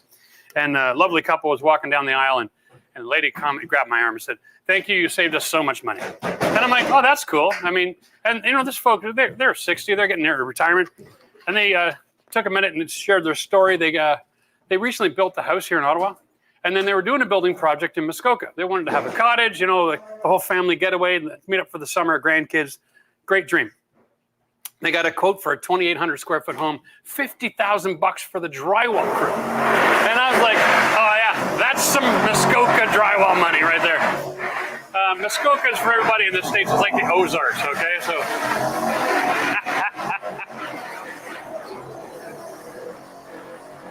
Could you make that any louder? Yeah, exactly. Anyway, they watched our videos and they hung and taped their own drywall. They even did all their own painting, and they were just ecstatic how much money they saved. Anybody can do this stuff. You just, you know, you need to watch the whole video and not think you learned everything in the first 3 minutes. That's all. All right. Yeah, clean workspace is a safe space, and lunch has arrived. Matt, lunch is here, buddy. Come on up. Oh. Yeah, the rest of the family is busy trying to dodge all of the cameras. Oh, well, look at this. We got split screen going on. What a brilliant idea. Now you get to see Matt live in action. Okay, Marvin, this is neat what you're doing. Live to show what us renovators, carpenters deal with. A lot of problem solving. Yeah, I enjoy renovations more than a new build any day. Me too, to be honest with you. I mean, where's the challenge in a new build, right? That's like being a kid with Lego. I'd rather build a treehouse. Anyway. Yeah, vibrations make that tool of no effect. There we go. And Will from Cincy wants to know, any green upgrades planned for this build? Solar, heat pump, appliances, etc. Yeah, actually, we are actually going to go with a hybrid. We have a gas furnace right now, but we're going to put in a heat pump hybrid. The air conditioning needs to be upgraded. And now that we have cold air heat pump technology available on the market, we're going to be using that here as well. And that's great because our fan's going to be vertical and it's got all kinds of updated compressors. This sucker is going to be able to take care of a Canadian climate, no problem at all, and be 100% efficient. And so it like the standard has changed. Heat pumps used to be good if you lived below the Great Lakes, but now they're good even in Alaska. So, hey, if you haven't seen that video, you're going to have to check it out. We did a project in Alaska with Midea in conjunction with Discovery, and that was a lot of fun. Oh, wow. How to tell if there's any asbestos in the buildings? You haven't tested. So we actually called the company, and they came in, they checked the following. They checked the texture, they checked the drywall compound, they checked anything that was an adhesive, any kind of mastic, and they just go through all the different areas and double check. And they came back and said we were type 2. It was only in the texture and in the drywall compound. So that's why we had it remediated, which is good because at the end of the day, we wanted the drywall gone, all the insulation, because when you cut drywall out, you're going to put that fiber into the insulation. So they got everything out of here for us. And I'm glad they did. What's for lunch today? Oh, it looks like we got a catering situation over here. We got some fantastic salads and sandwiches. That's awesome. How are we doing, Matt? All done. Just the wire. You can just yank that through from the downstairs, all right? Yep. All right. Well, we're going to just grab some lunch. You're going to grab me a sandwich, honey? You're awesome. Thank you so much. This is from Pesto's in Canada. This is from Pesto's in Canada. This is a shout out. Check this bad boy out. Oh, we're over here. Try their Oh. porchetta sandwiches. I don't know where we are. We're over here. Are we over here? We're over here. All right. Oh, Pesto's in Canada. All right. All right. Oh, thank you. Yeah. So I'm going to be rude and I'm going to eat and talk at the same time.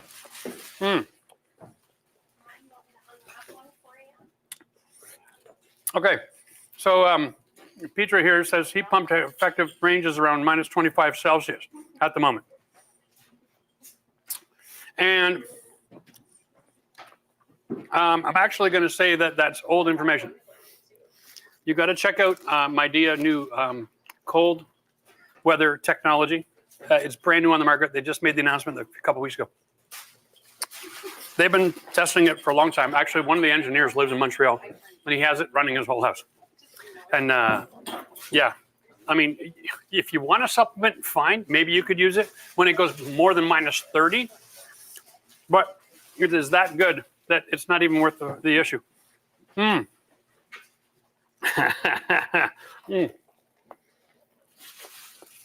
Wow. Let me check my notes. I have some other stuff to talk about here, guys.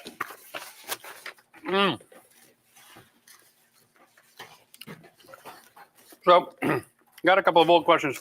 People want to know, Jeff, why do you do what you do? And it's a little crazy because honestly, I'm at a place in my life where I can be like everybody else, right? And I can make little comparison videos and we can just hang out and chat a lot. But I love the action. I love the actual hands-on work. And I'm getting to teach my kids to do the same thing. And someone in this world's got to be an example of blood, sweat, and tears. Because like, part of what keeps me going is the fact that when I grew up, we didn't have anything like entitlement or privilege. We had put your ass to work or you don't eat. And not a lot has changed since then, except people's opinions about work. And so maybe, just maybe, having a channel where you actually see people work for a living and have some success at it could encourage some other people who are out there to get your butt off the couch and get to work. Like when I grew up, if you weren't working 6 days a week, you were lazy. I don't know why the whole world has a 5-day work week. It blows my mind. Like, what else are you going to do in that other day? Just sit around waiting to die. Dumb. Anyway, out of context, can I ask you to do a video for how to make shelves on curved walls? I love it. I think the easiest way to do it is actually build your walls out of metal and then drywall cap them. And then that might work out for you. But I'm not going to make a video, unfortunately, for one person, because I've never even heard of that concept. I think it's a little bit extravagant. We do try to make our videos so they're relatable and everybody can take advantage of using them. On this project, for instance, we're planning on making a bunch of really good videos, but we're planning on doing a bunch of these live days because something like what we're doing here today may not make the greatest video. We don't know, but it's definitely a lot more fun to hang out with you guys while we're doing this. Oh, P. Smith says, Jeff, I got very strong winds in my area. What are your thoughts on a geodesic design roof for a shed? The way that energy doesn't rip the shed roof off. Well, man, oh man. I mean, I'm just going to use hurricane ties. Like if hurricane ties aren't going to hold your roof down, I don't care what your design is, right? If your winds are that bad, my goodness, just don't spend too much money on your shed so you can afford to replace it. Ever do a DIY collab? Not yet. You wouldn't believe the liability situation that you get in doing that stuff. We've looked at it. It's something we really want to do. But I think most likely, before we see that happen, we're going to have to get a brand involved who's got all of those systems and all those things in place where we can work with them to go and do something like we did in Alaska. That was a brand scenario. And they took care of all of the costs and all of the logistics. And it made it a very easy process to be a part of. So if you're watching and you're thinking, hey, give us a shout. There's a whole lot of opportunity to show how much work you can do in just one day with a few people to really change some people's lives. That'd be a lot of fun. I'd love to do it. Have I ever worked with permanent wood foundations? No. No, up here we pour concrete everywhere.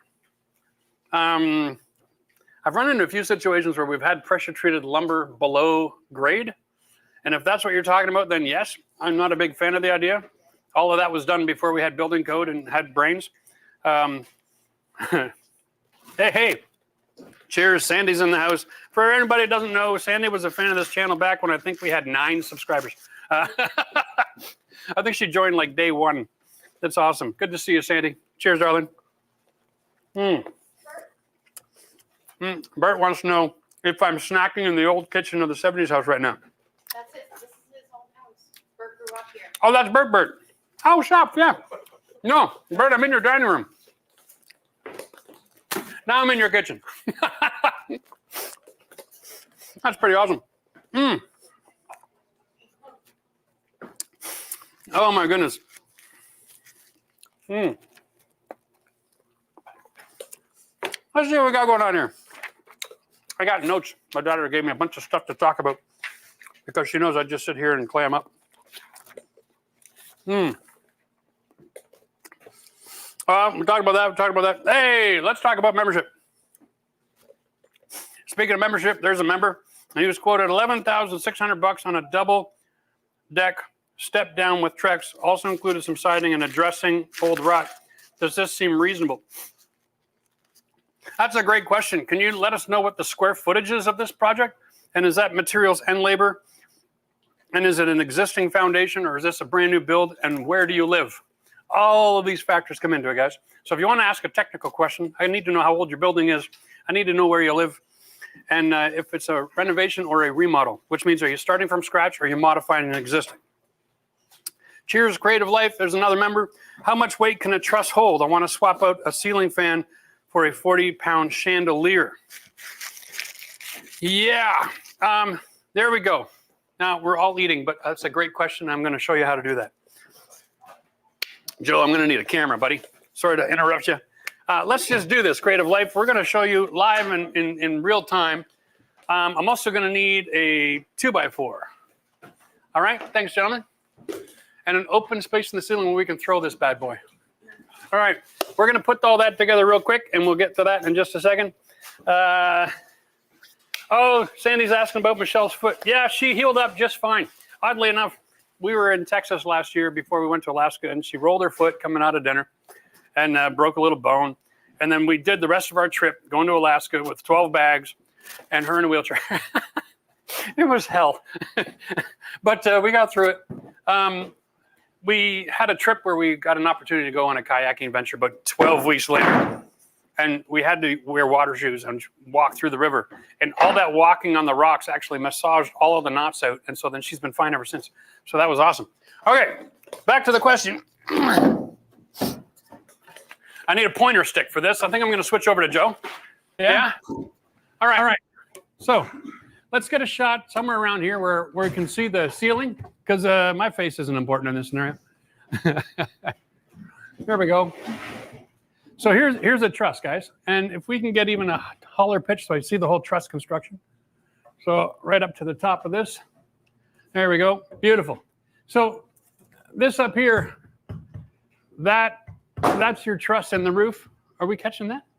Maybe it's an angle issue. There we go. Yeah, we can just wait for Joe to get in the right spot. Okay. So this is what's carrying the load of your roof. And it's connected at the top, and it's connected about halfway down with cross members that meet here. Okay?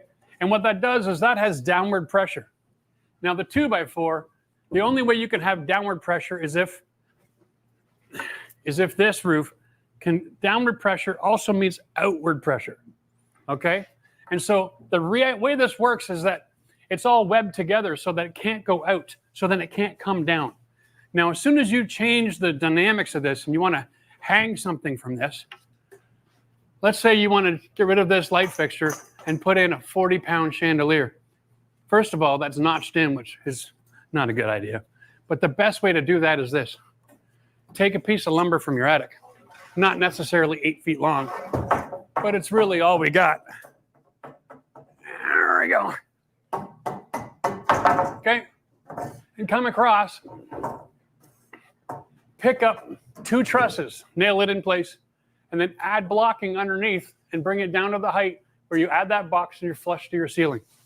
Okay, all these like ceiling fans or heavy lights, you want to have this box mounted straight up, not off the side to something. All right, so that's how you do it. Once you put that bracing in there, it's not so much about the weight, it's about you're trying to make sure that you're attaching something where the weight is all hanging directly down from the framing through the box and then the chandelier. Anytime that box is to the side of anything, you're done for. So there you go. That's simple. Somebody's got to get dirty and hot and sweaty. That's all. All right. Let's switch this back over, get back to some questions. Oh, here we go. We got West Boy about the old deck. 1950s home in Concord, North Carolina, going from a 10x12 to a 16x16, plus a step-down deck that's 8x8 Trex. All right. So then your point was you're like in around the 12,600. Your materials on that are going to be about $2 a square foot for the Trex. So 120, 200, 400. Okay. I'm going to suggest that your material order there is probably going to be somewhere in around the $5,000 to $6,000 range. And so very typical for a deck construction guy to then just take the building materials on a project like this and just double it to cover his labor costs. That's not unreasonable. What you're going to find is that if you just did it yourself, you could do it for $4,000. Take a couple of weekends, but you know, that's you. I mean, this is a DIY channel and I get it. Not everybody wants to do everything, but yeah, I'm saying that's probably a reasonable price. I'm telling you right now, in Ottawa, you try to find a deck guy to do something like that, and it's different dollar amounts. I get it. That converts to Canadian about 15,000, and I wouldn't be surprised to get a price closer to 20 to 25 in Ottawa right now. So don't be scared of it. It sounds like North Carolina pricing. Cheers.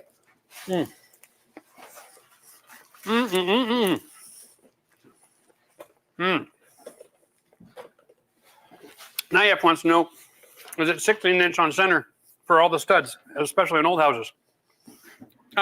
Traditionally, but check this out. Right over here, what most builders try to do is they try to go 16, 16, 16, okay? 16, 16, 16, and then anything additional that's required, they fill in the space, like this triple. This isn't part of the framing of the wall science. This is framing for the window and the header and carrying and transferring load. So every 16 inches, there is another stud, because that's where the joints for the drywall and building materials are going to be. And so, yes, that's what they do try to do. It's different for floor packages. They can go 24. They're doing 19 now, interestingly enough. Anything to save a stick, okay? But generally, that's how things are built, all right? Cheers. Oh, wow. Richard says that I've inspired him to do all his own DIY from watching your channel. What is your advice to me starting my first big project and building a shed from scratch? First of all, stop thinking of it as a big project, okay? It's a series of little projects that will evolve into something that's big, if that helps, okay? It's just one step at a time, and you're going to be fine. We've got lots of videos on how to build a shed. Just tackle it one step at a time and make sure you're happy with what you've done before you move forward. Have a vision for where you're going, so that if you're doing anything creative or unique that's not in the scope of work that we've done on the shed builds, you've already got a solution for all your problems before you get there. But just tackle one step at a time. Get your structure, get it solid, and then, one step at a time, every layer. And then when you're done something, stop and judge yourself critically and go, am I happy with that? Don't ever move forward if you got a, maybe I could have done that better attitude, because you're going to disappoint yourself, okay?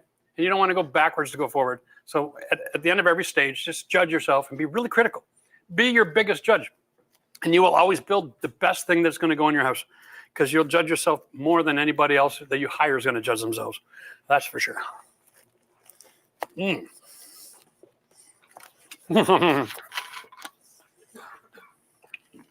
Wow. There's somebody here looking to work up the courage to renovate the girlfriend's home from 1948. Looking up previous permits, original roof, or was it DIY without permits? It doesn't matter. And I'm going to be honest with you. For me, the secret word here is girlfriend. I would not renovate somebody's house in that scenario until I put a ring on it, or she paid me to do it. I'm just saying. That's just me. Put a ring on it, or have her pay you for it. All right. This is not something small. All right. All right. Yeah. Invite me to the wedding. All right. Kathleen, still working on your 1895 Queen Anne Victorian money pit.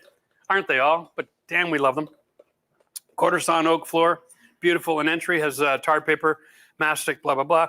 Best way to remove. Has been sanded many times. I guess what you're asking me is, you want to go back to that original flooring? Is that the goal here?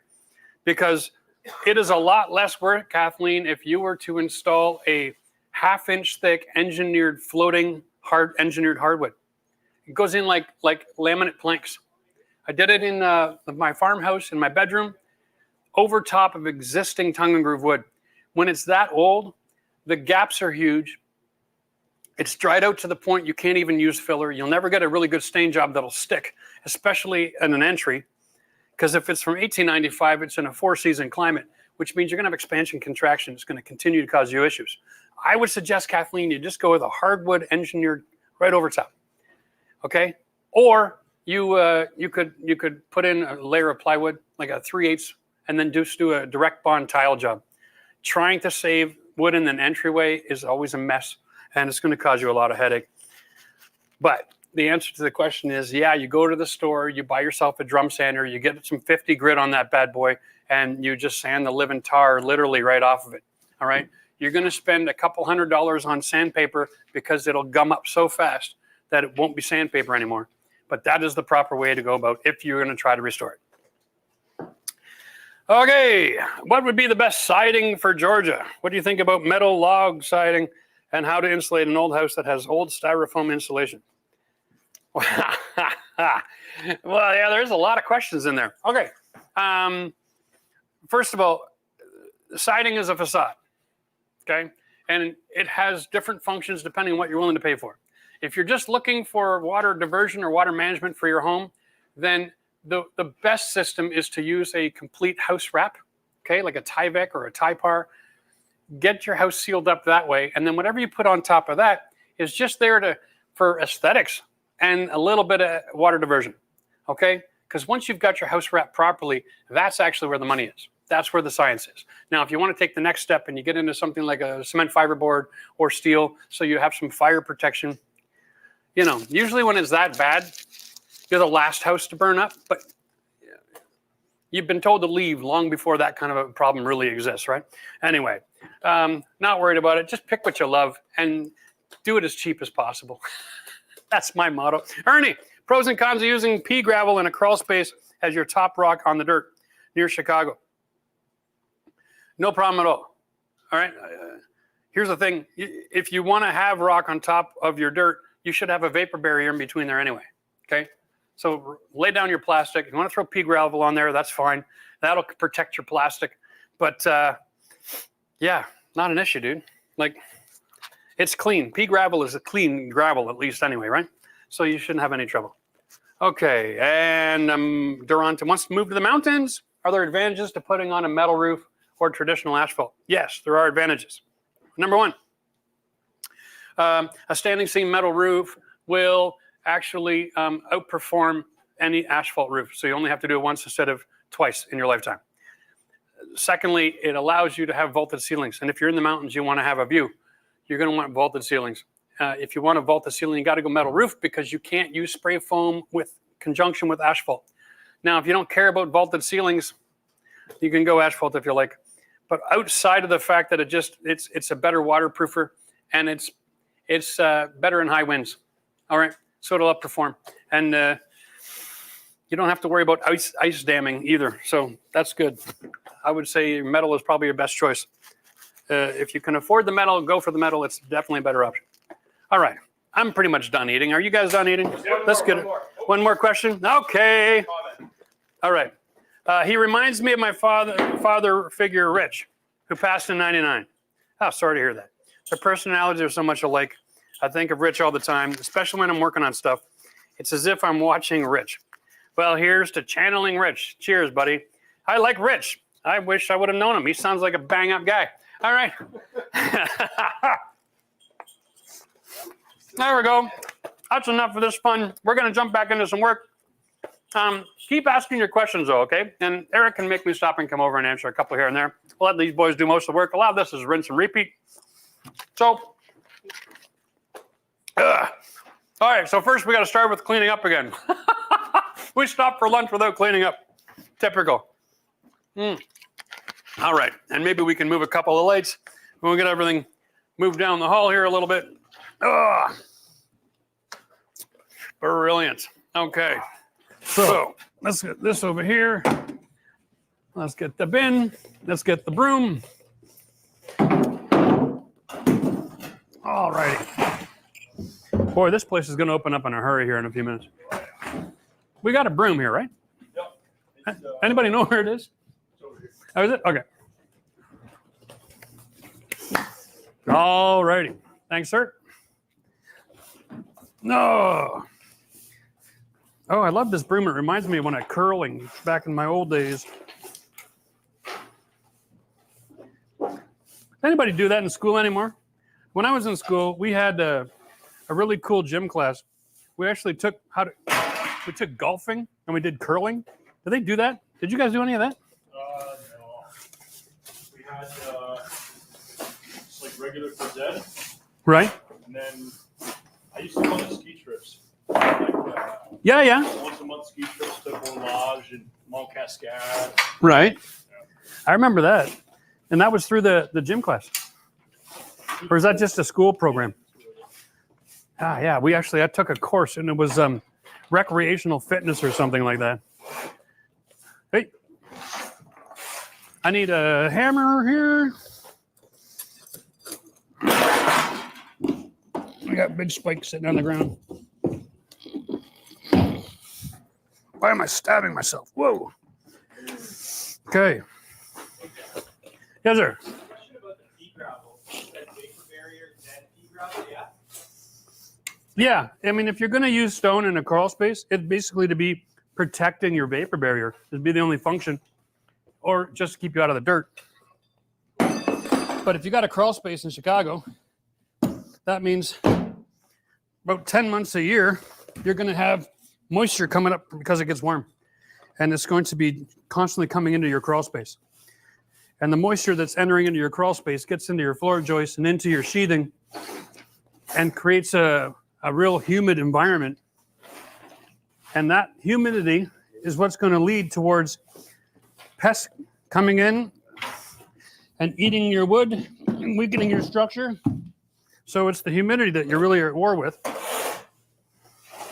So if you're thinking about, I've got a humidity problem and I got to solve it, we could actually answer that question in more detail. We can actually, crawl space needs two things. One, you got to keep it dry, and the way you do that is putting plastic on the ground, have that vapor barrier so it can't transfer moisture. It's all about relative humidity. And one is air passing through. Depending on the age of the house, they didn't have enough ventilation in the crawl space. So you can actually buy a crawl space vent that's actually powered up like a fan, and it'll pull or push the air out of the crawl space and pull it through at a faster rate than just passively on a regular day. And that'll help you exchange the air, okay? So as long as you can keep it dry, you're great. Now, if you're in a place with the soil conditions or whatever else is going on that it's just always humid, then you might want to even consider encapsulation. And that process is one where they start with the plastic, they bring it up the sides, and they put power down there and put in a dehumidifier with a drain. And so it'll actually condition the space so that they can create their own humidity level in that crawl space, and it'll never, ever get too wet. That's another step. And, I mean, let's face it, you're south of the Great Lakes. You still freeze in the wintertime, so you're not really going to be dealing with too much in the way of those little critters that eat the wood, but you're still susceptible to bumblebees that love to nest in softwood, carpenter ants, and everything else. So keeping your wood dry is the secret to keeping the pests away. It also protects you from mice and rat too, because once the wood gets wet, they love to chew through that like nothing. All right. Yay, we're ready. Let's go, boys. Time to rip some walls. We'll get this. We'll get that. All righty. Boom, diddy, boom. Oh. I think I'm going to switch over to the hammer just for fun. All righty. Yeah. All right.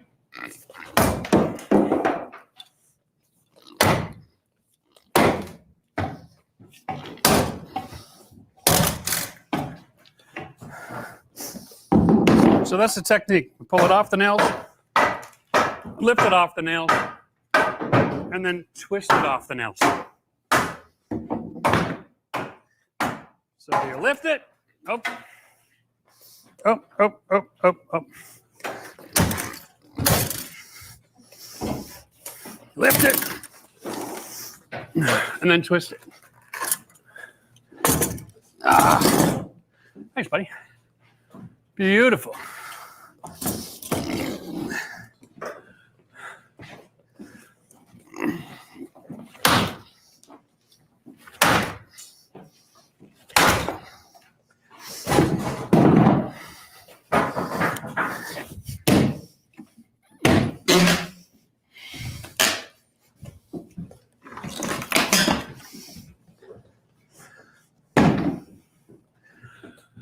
All right.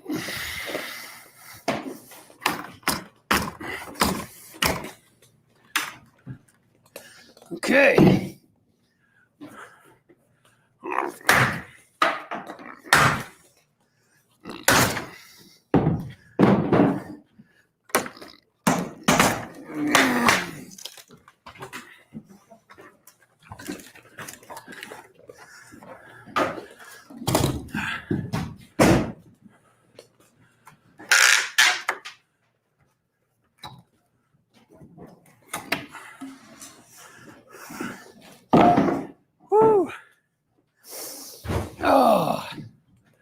Nothing like a little bit of work, eh?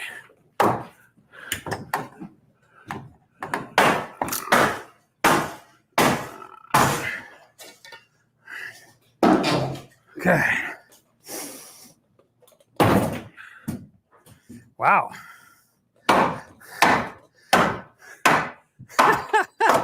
This is really built. All right.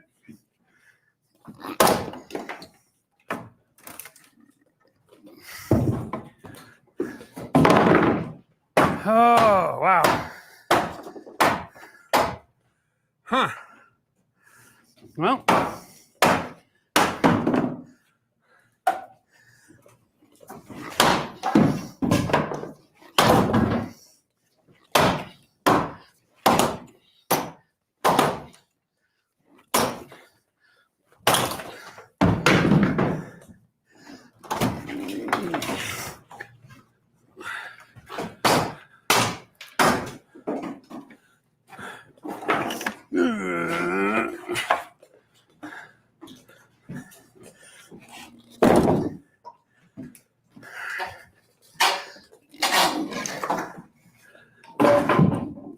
Wow. Okay.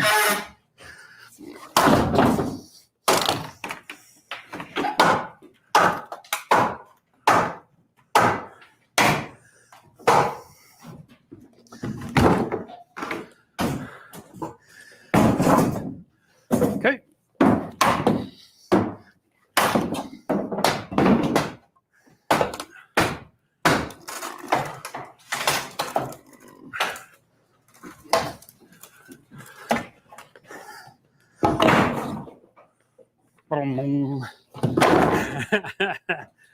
Ah.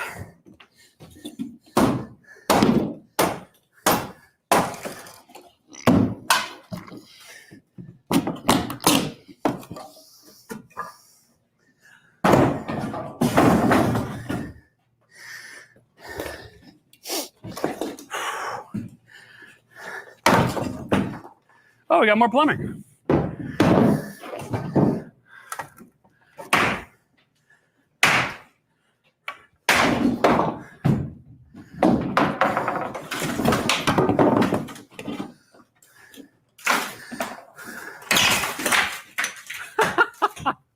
You're just going at it.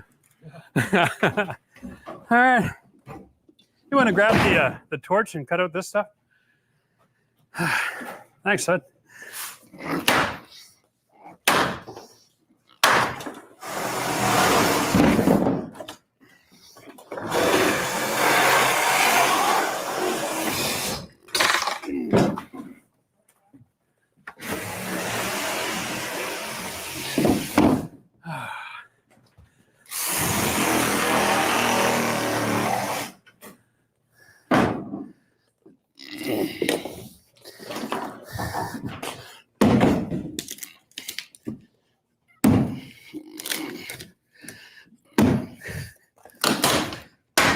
Oh, this one wins.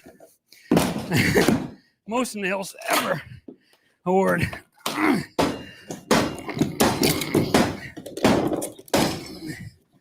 Oy, oy, oy.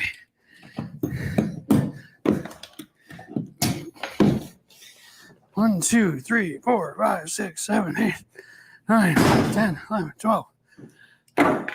12 nails and one piece of wood. Wow, that wasn't going anywhere. All right.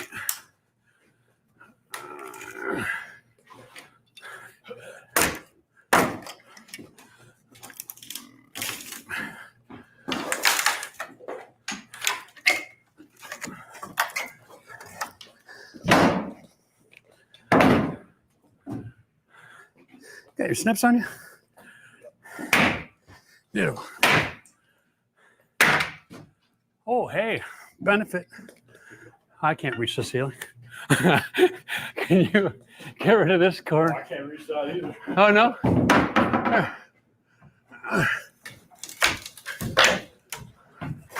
There. Can you get that one? Yep. Thank you.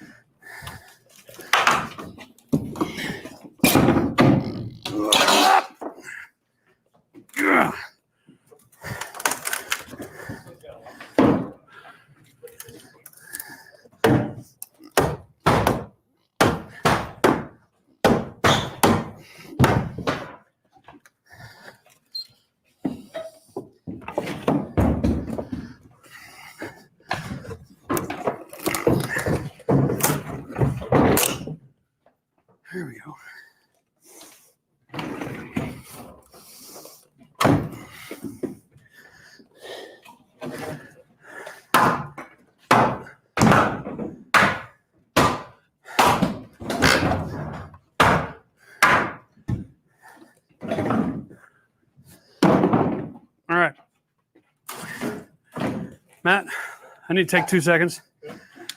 It's too much on the ground for me to be able to identify what's going on. So let's clean this up again. Oh, can you throw that under here? Thank you.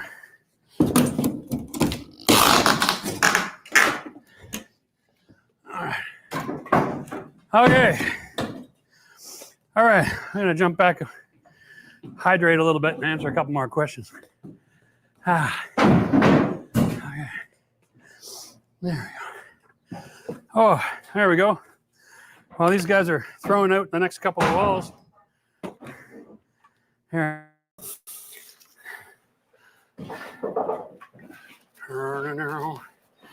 Didn't see that coming, did you? Yeah, that's right. We're mobile.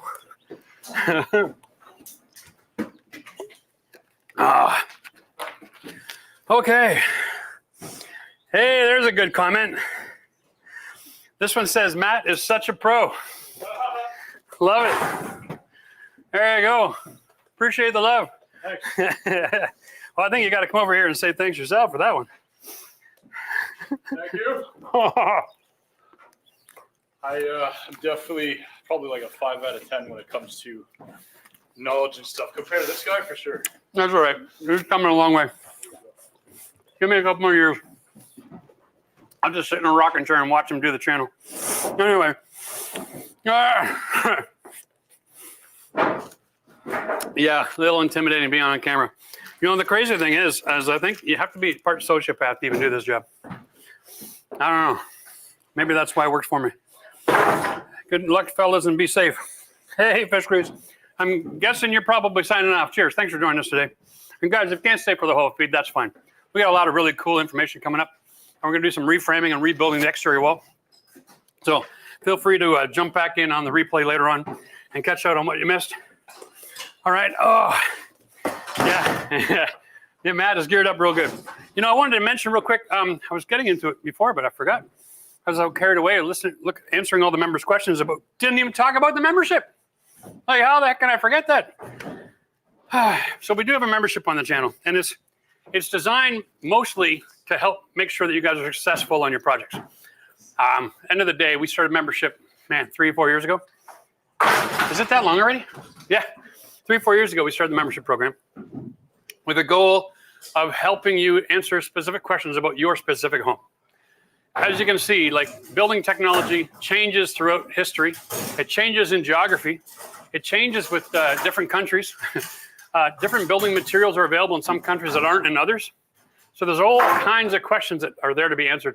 And you can't just go watch one video and then go apply that to your home. Or next thing you know, you're living in Texas and you're putting vapor barrier on the inside of your house and you caused it to go to mold because you saw Jeff do it. Jeff wasn't building in Texas. So if you're from different parts of the country than Ottawa, we have different advice for you guys. So the membership was a way that you guys could ask us questions. We have upped our game. We're now on Discord. And I'm loving the Discord because when you ask me a question, I see your whole feed. I see every picture you've ever sent me. And so the longer we're in communication, the more information I have about your job. And the more I can refresh myself about what specifically is going on in your world, your home, your budget. Let's just face it, we can answer questions a lot differently if there's budget constraints, or if you don't have a budget, you want to just go all in and, create your Taj Mahal. Yeah, Mike says it's the best $5 he ever spent. There you go. How's that sandwich? It's an awesome sandwich. Having a hard time. I got to take smaller bites so I can continue to talk. Is there a reason you haven't ripped out all of the wall insulation? That's a great question. Truth is, that's new. All the wall insulation was ripped out. We grabbed a few bats of the rock wool sound barrier insulation because we find that when we layer our walls with some of that, it just helps get rid of a lot of the echo and it makes it a lot better viewing experience for you guys. So we threw in a bunch of that rock wool just so that we could create an environment here that would be a little bit easier on your ears. There you go. Steve just figured out that we're live. Yeah, cheers, Steve. You haven't seen me live. Yeah, it's been a few months. We're not in Florida anymore. We're back in Ottawa. This is our brand new project house. For everybody who's joining us late, it's a 1974 4-bedroom home that we're turning into our dream home. And it's going to be a lot of fun. the videos won't be coming out for a little while, but the live shows definitely will be. So if you want to see what's going on, make sure you're subscribed and you've hit your notification bell for all notifications so you don't miss out on the fun. We're going to have another live demo for the downstairs, we think next week, but keep an eye on the community post, guys, and we'll know, and you can join us for that one. Anyone know seasonally, summer versus winter, how open or closed the crawl space fence should be? Okay, so here's the thing. If you have a crawl space and you have a winter climate, then your floor should be insulated, okay? And so winter generally is a drier season, so it doesn't make any difference. Summer is the one that gets you. Summer is when there's more moisture coming up from the ground and there's more humidity in the air. And so those are the seasons that are more dangerous for crawl spaces. So the further south you are, the more ventilation you need, or you have to consider encapsulation and having a dehumidifier running for you. All right, here we go. Aaron says he's having a kitchen reno. Oh, I'll go to Andrew. Any tips for sagging ceiling drywall? House built in '73 in Texas. Yeah, in a lot of cases, it just means that the drywall had too much humidity in it and it's starting to pop through the nails. Okay, so if it's a house in Texas, chances are you've got textured ceilings, which is great news because you can actually take a stud finder, okay, and drive new screws in and lift all your drywall back up, okay? And then you can just go and get some caulking and cover the heads of those screws, and it'll be good as new with a quick little paint job, and you can fix all that up and no problem. All right, and Aaron says, I'm having a kitchen reno down to the studs. I want to soundproof my interior walls. Suggestions, upstate New York. Yeah, soundproofing is relatively simple. It all depends on what your version of soundproofing is, okay? Standard insulation sound rating barrier between two units sharing a wall is RTC 50. It's not much. It means it's a basic 2x4 stud and they put insulation in the wall. And that's it. And they go with 5/8 drywall on each side. So you can hear noise, but you can't make out what anyone's saying. If you want any quieter than that, you can double up on your drywall. You can also go quieter than that. You can build a new wall inside the old one, or you can build your wall out of 2x6, top and bottom plates, and then stagger your joint 2x4, 2x4, okay? So you have a 2x4 every 8 inches, but you're framing two sides of different walls. That way, the fasteners and the wood from one wall don't actually touch the other wall, okay? And then you insulate all those cavities. That's definitely a way to do it. Okay, I actually have a video on how to do that. That'll help save your bacon. The other thing is anything that air that's passing from one room to the next carries sound.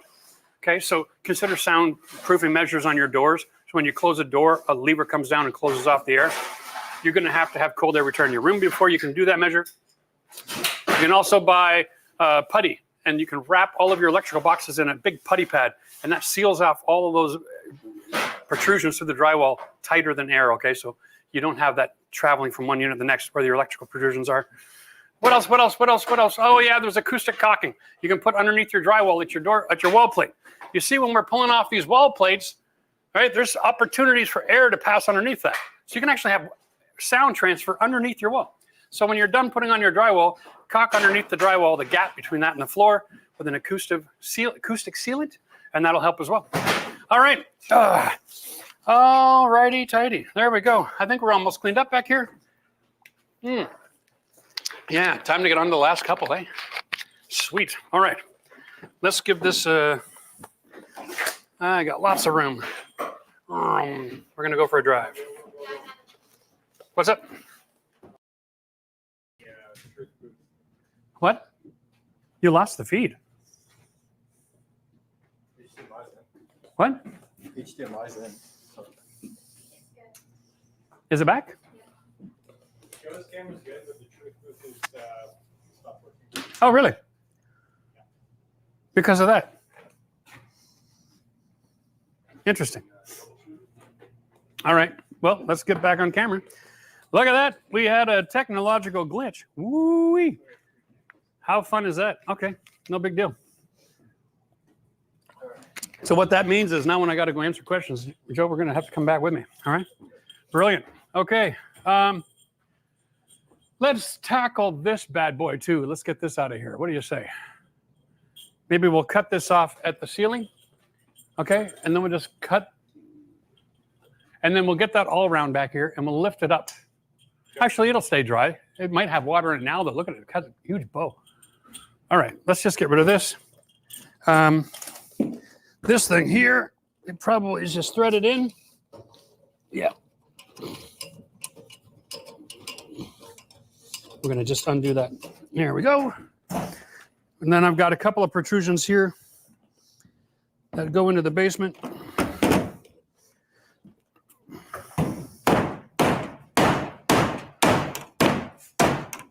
Yeah, they're all nailed into the wall. All right. Not an issue.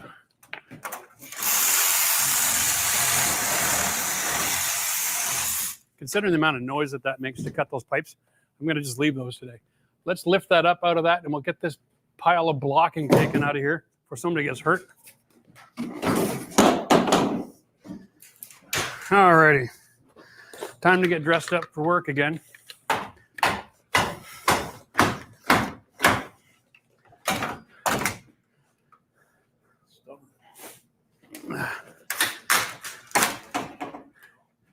If it's just if it was just a loose connection, Eric, oh, you fixed it? This button got pressed. Something got pressed. Yeah, so Oh, and it's supposed to usually on that one too. we'll just Yeah, okay. So I should stop laying my hard hat on my computer. I put my sandwich on it. That's hilarious. All right. Oh yeah. Brilliant.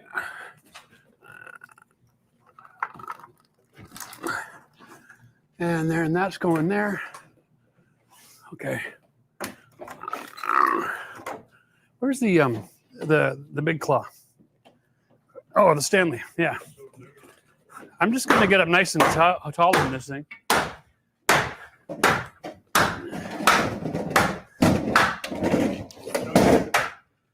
Yeah. Okay. It's stable. Go ahead and knock it out. Okay. Good job.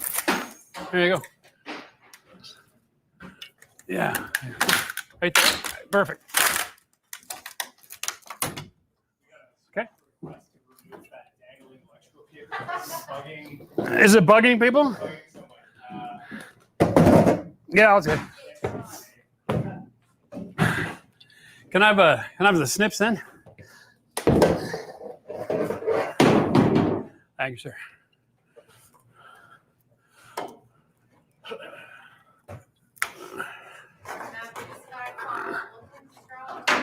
oh no. Okay. I think that'll be fine for now then, hey? Brilliant. Here, I'll just carry those. Someone's asking about rerunning wires, yeah? Yeah, what's the question? Let's take a look. Bring that up. Okay, yeah, no. This house is actually wired with aluminum wiring. So because we're moving our walls and our floor plan and all of our light switch locations are going to be different and everything else. And the old days, they would wire plugs and lights on the same power, on the same breaker for what it's called. It's actually a fuse panel downstairs.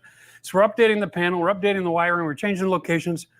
Everything's going to just go new. So there's no sense trying to hold on to something that's 50 years old because all that does is increase the risk of fire down the road, right? By peeling it back to the very beginning, we save ourselves a lot of time and aggravation. And we also get to put in a different kind of box that doesn't, transfer cold as bad. So we don't want metal boxes in our exterior walls. By the time I'm done, if I really, really, really, really wanted to, I could maybe save the power feed going to the garage door. Well, that'll be the only thing that's worth saving. And it actually comes through the wall into the garage instead of into the attic in the garage. So it's got to be pulled out anyway. So yeah, good try 1974, but you're done. We're going to modernize this thing. We're going to build this back above code. All right, so make sure you're along for that ride. Hey, what did you just beat the tar out of? You got a weird smile on your face. Yeah. So I wanted to take down the light switch or the light fixture. Yeah. Took out a couple of screws. Yeah. Didn't work out for me. Okay. So I just want to smash. This is it made out. of glass. Just cut the wires for Pete's sake. We don't need broken glass all over the place. Yeah, sometimes you need a hammer and sometimes you just need finesse. This is definitely one of those hammer times.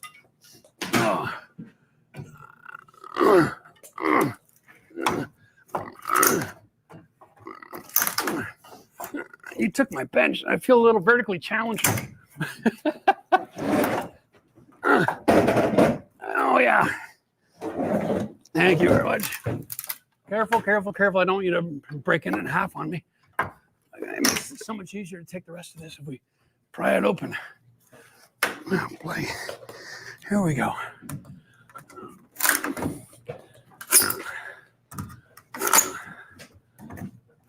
Oh, that's why it's not going, Matt. Go ahead, break it. It goes all the way through this other wall. Yeah. All right. Ooh, that was a lot of noise for such a small nail, eh?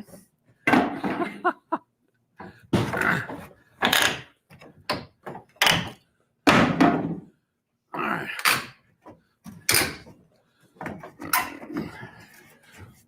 Now, here's something interesting I can point out. Finally, something new. Here we go, Joe. You'll see a lot of people that'll be in a renovation and they're tearing out one wall. And they'll get the studs, they'll get the 2 plates, and they're like, what's this extra piece of wood for? Back in the day, it wasn't uncommon to use a 2x6 or 1x4s or 2x4s. This is just to attach the strapping. This is just back framing for the strapping. So it actually comes off from the top side of all of that. And that's all that is. And so when you're going to go rip out just one wall in your house, remember, there's lumber above the wall that's attached to your ceiling.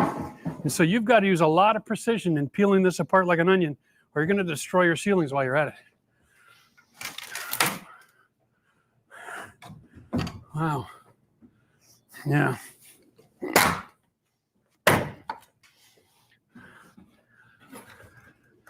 There we are.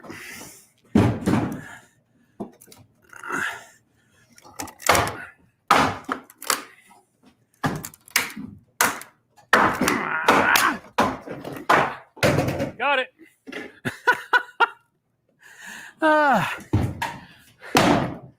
There we go. Okay. And that's why you want to have your floor clean when you're working. Every once in a while, you're going to get thrown off a ladder. Not a big deal. Just make sure you got somewhere safe to land. Okay.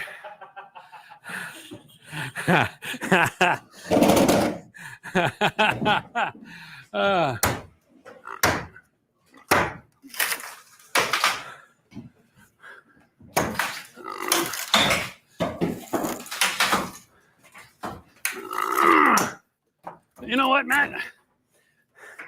If you take apart the closet first, then the cameras will pick all this up a lot better, eh? Oh, okay. Let's do that. I was just Blindly going crazy? Yeah. Well, it's like, I wanted to get the closet out of there and then that other wall. And I want to build a temporary railing there, okay, to replace it. If we go crazy without a plan, then we're going to end up opening that up without any safety rail.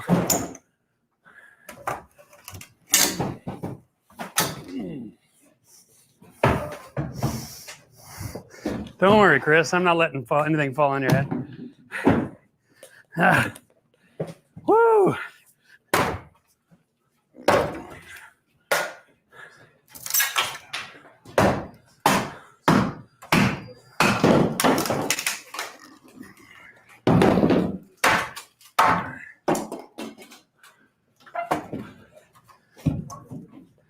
Okay.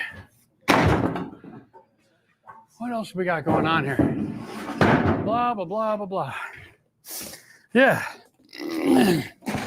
Let's tackle that a little more intentionally over here.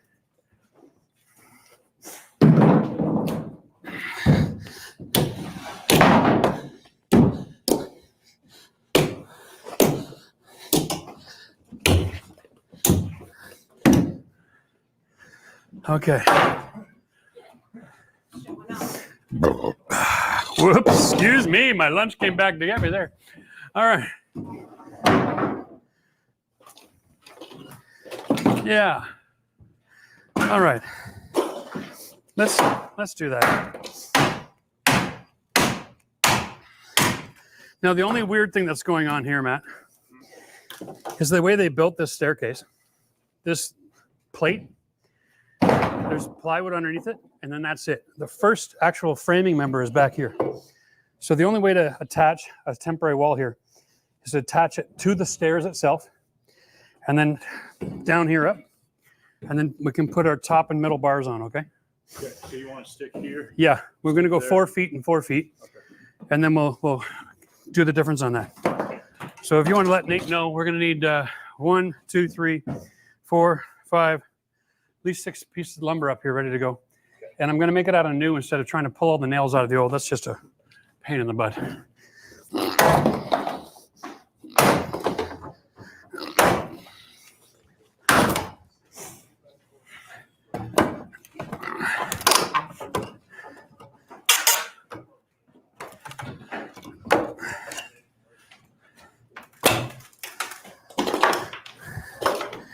All right.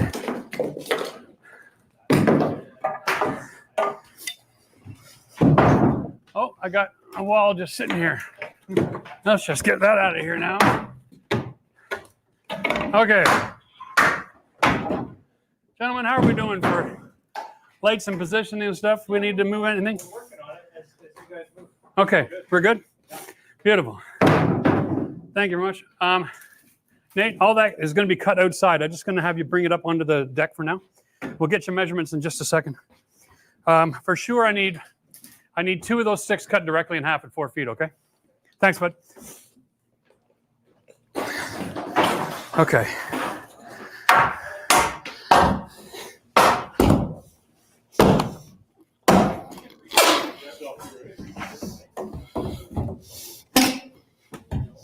What? Oh, yeah. This is the most dangerous part of the whole job right here. Okay. All right. You need a measuring tape? Yeah. Boom. Here you go.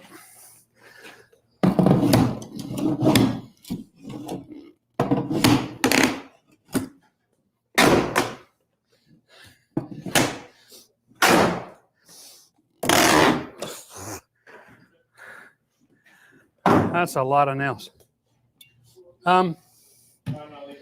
That's nailed from the bottom side. Can you hammer all that through and get rid of that piece of wood underneath? It's really useless for us. Hammer all the nails through. Yeah, or at least flatten them down. Remember I said this is the most dangerous part of the job? You almost went for a header. I don't know why I think that's so funny.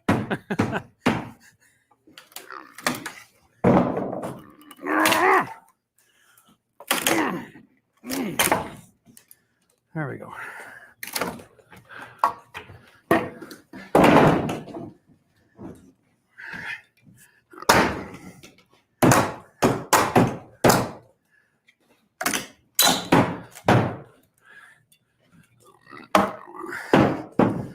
You said you wanted this piece of wood gone? No, it's the one underneath. It's cut like a triangle. So if you just hammer them all flat, so it's not dangerous for now. We're gonna deal with the specifics on that later. Okay. Good. All right. All right. Yeah, bud. Pardon? Yes. Yeah, definitely. You need a 60 amp. Flex fuel is perfect. Well done.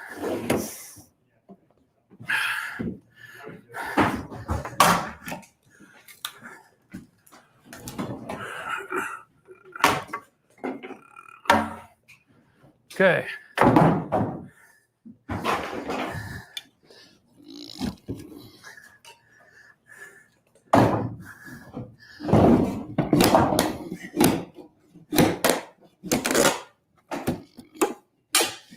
So what we're going to do here, guys, is we're going to actually finish tearing out this wall, and we're going to install some temporary railings.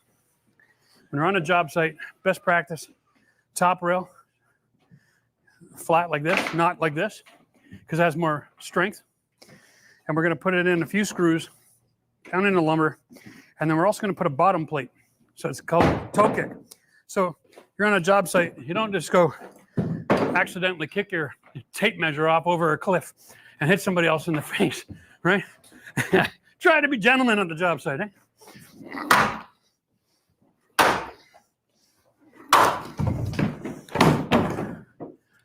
All right.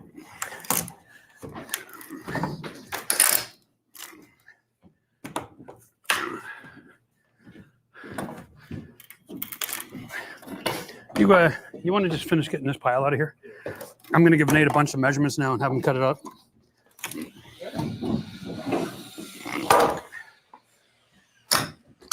Ah!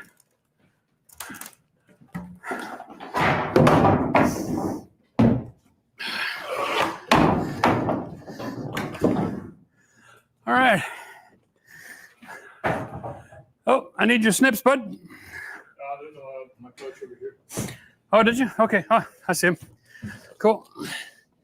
All right. Hey, by the way, great opportunity to talk about this. Can we get a close up here? We're going to talk about the penetration in the plate. All right. Just be careful, Joe, around those plates there. There's lots of nails. There we go. Okay. All right. This is an old-fashioned way to do anything. You drill a hole, and then you shove a wire in that hole. Okay? Now, truth is, in the four-season climate, in the wintertime, the space above here is the insulation. And above the insulation, it's crazy cold. Okay? Just as cold there as it is outside, maybe 1 or 2 degrees warmer. Largely because all these holes where the electrical went through, none of them got filled with anything. No acoustic sealant, no fiberglass insulation, no spray foam, because this was 74, right? I mean, yes, we had spray foam in 74, but it was very rarely used. Maybe I'm wrong about that. Maybe we didn't have it until 79. I was only 9 years old. I don't remember. The point is, there's a lot of heat going up through that hole. Okay? Remember, heat doesn't need wind. It's interior. It's part of the conditioned space. All air cavities leak. Everywhere where you have a plug, you have heat that can enter in behind that and travel up the wall. These are uninsulated walls. That heat just goes pouring through that hole. Hits up into the attic, creates condensation. Fiberglass bat in the attic gets condensation, it gets compacted, loses R value. Less and less efficient over time. Now, it's a slow process. But over the course of 50 years, instead of having R30 in that attic, it was probably down to about a 20. That costs money. Remember, when they built these places, energy was free. Like, you could heat a whole home during the winter for $10 a year.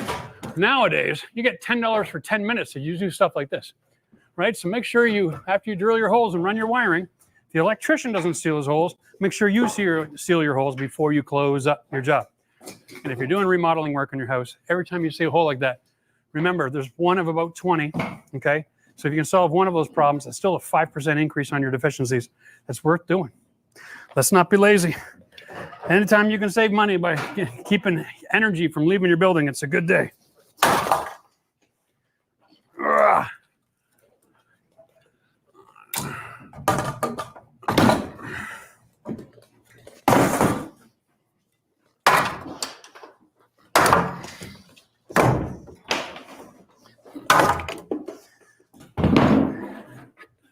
All right, here we go.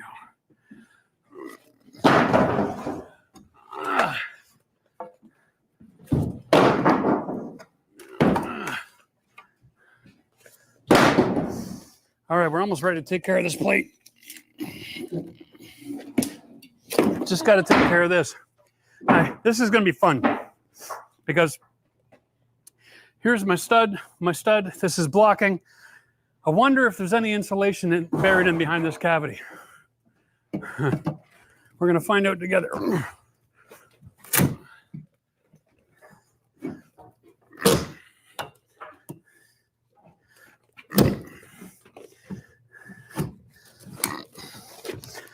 Okay.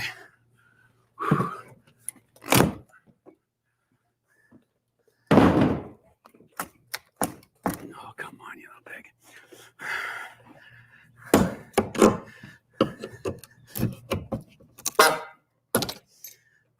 That's a serious nail.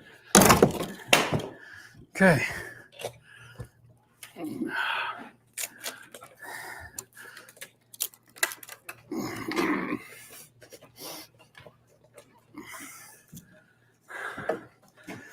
Yeah, there we go. Okay. So what we see here is a real lack of attention to detail. Now, back when they built this, they didn't have vapor barrier plastic. They still had paper wrap insulation. This is very much consistent with what you're going to see in a lot of building zones south of the Great Lakes. You know, your Bostons and your New Yorks, your Carolinas. This is all over the place. This paper is soaked with a little bit of tar. It's designed to act like a vapor barrier, and it's poor. Like on the permeable scale, it's about as low as you ever want to go, and it's definitely not fit for this house. And it works better if it's actually installed on the surface and not stuck around behind backwards. If you're going to use it, have some integrity and at least cover the space. Anyway, wow, that's it. That's original R12.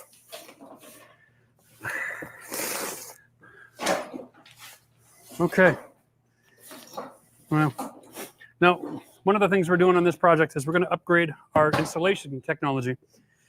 I got two choices. I can add 2 inches of lumber to every one of these studs in the whole building, which means I got to manufacture it myself because they don't make 2 inch by 2 inch actual. They only make 1.5 by 1.5. Or I can go to spray foam, and we're going to opt the spray foam because we want an R20 wall. We're going to do an R20 in the basement. We want an R20 here. We're going to go more than R40 in the attic, probably closer to 50 or 60. Whatever it is, we're going to read the book. Whatever the code says, we're going to exceed it. In the future, for whatever reason, energy will just keep getting more and more expensive, especially in Canada. I can't speak to the United States, but in Canada, our government's got their hands in our energy costs. And so that means as long as they're broke, they're going to keep on making more money on energy. It's just the way it's going to be. So, unless all you billionaires out there want to go help pay off the debt in this country, the rest of us little guys are screwed. All right, now let's get rid of this plate. I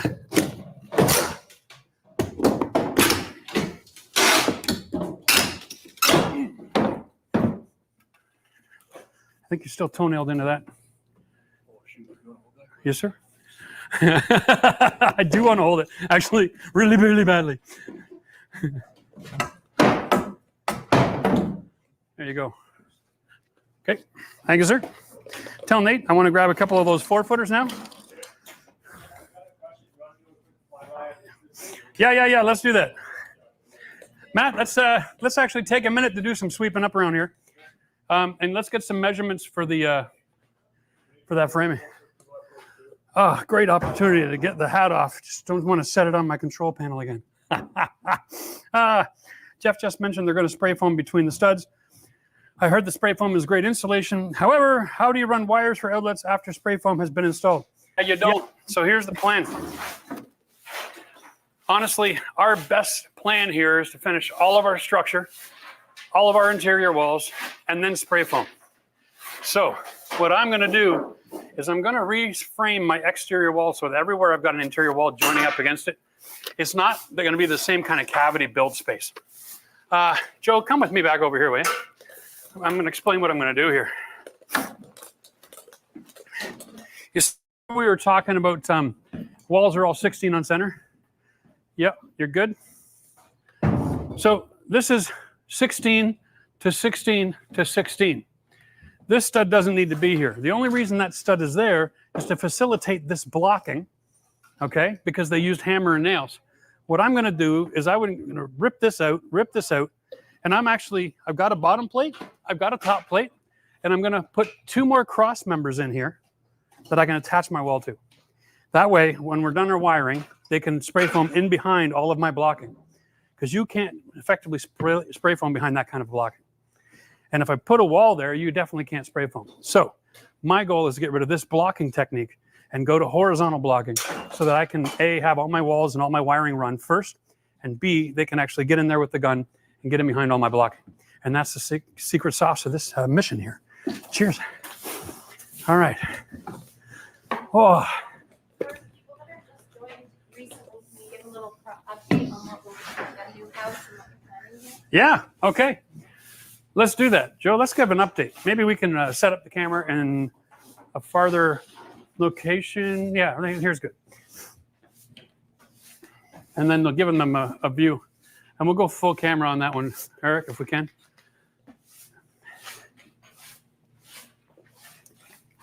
Brilliant. So what you're looking at here, folks, is my camera guy is actually about 10 feet from the wall.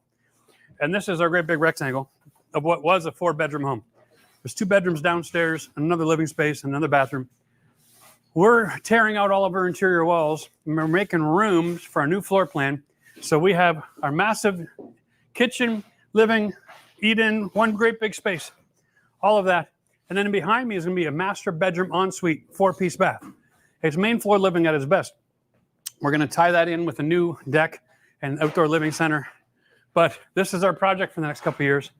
And you're seeing it live behind the scenes here because we won't be releasing videos on this project for a little while. So whenever we get a chance to do some renovation work like this, we're just going to go live to update everybody and then be able to answer questions real time. Because what a great opportunity for folks to have questions about the inner workings behind the walls. How does structure work? How does wiring work? How do you frame? How do you insulate? All these questions can be answered while we're in our building phase. So we're going to make ourselves available and go live on a regular basis through this build so that you guys have a chance to be able to engage with us and get answers questions real time. We can take out some of the fixtures, take out lumber. We can jump into the attic if we need to, right? We're here to help. This is really our goal of our channel, and we're looking forward to it. So make sure you're subscribed and hit your bell for notifications. Enable notifications on your phone if you haven't, because you're not going to want to miss the next live stream. It's not going to be every first Saturday of the month or something. It's just going to be whenever we're doing something that doesn't make sense to make a video about. Heck, we're just going to go live and share our experience with you. All right? That looks great, Matt. All right. I think before we go any further, I just want to get that safety railing in, okay, so that we don't have any accidents. Your 2x4 are on the bench over there. Beautiful. Let's bring them over. I'm going to get you down there with your drill, some Robertson and some screws. Okay.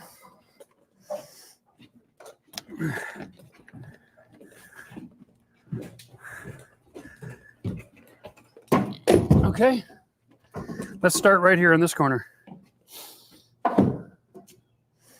Yeah, right? Like, yeah, I'm the same way. I can't wear gloves when I'm using a drill.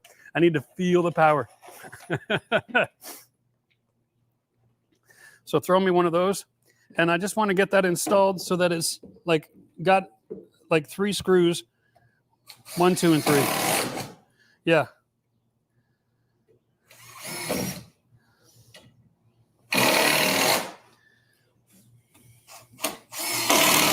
Okay. And we're going to go, this is less than 8 feet, right? I believe. I'm not sure. Yeah, it is. It's actually just less than 8 feet. That's perfect. We'll do one in the middle as well.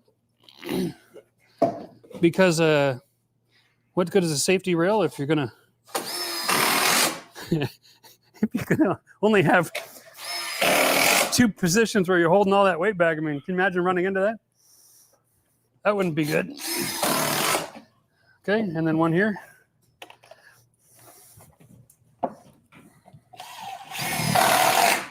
Beautiful.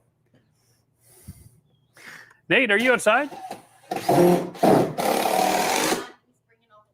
Oh, is he on a trip? Okay. Beautiful. And then one off the staircase.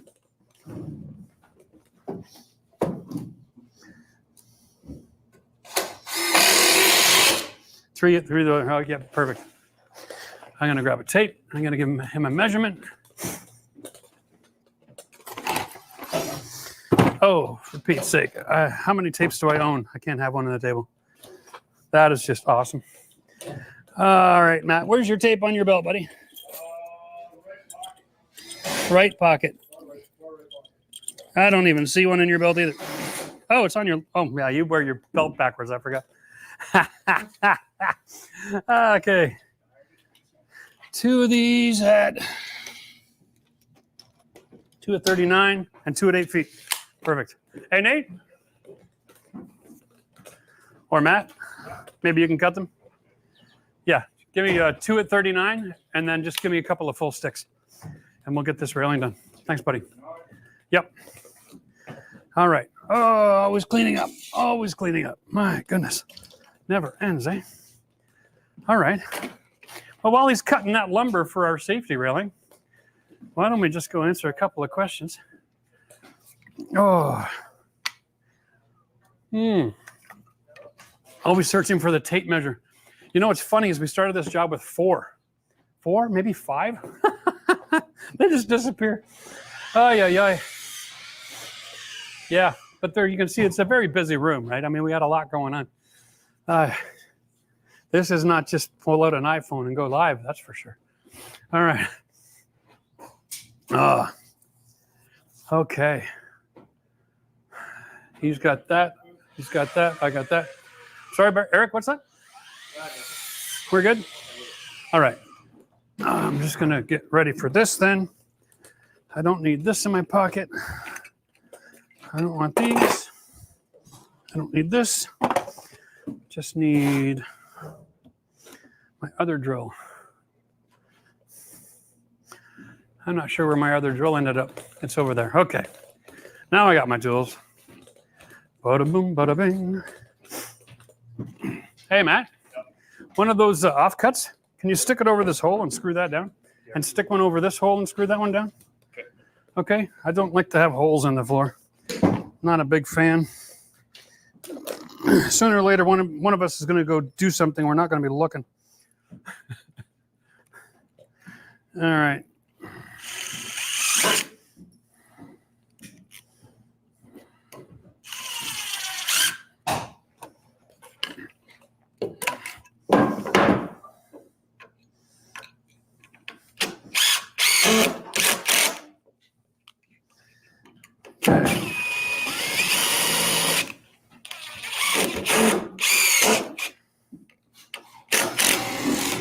Thank you, sir. Doesn't have to be perfect, just so nobody can step in it.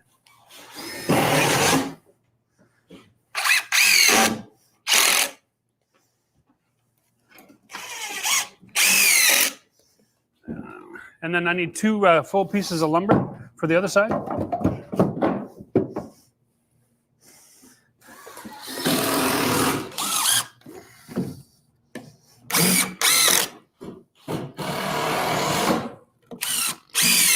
Alrighty.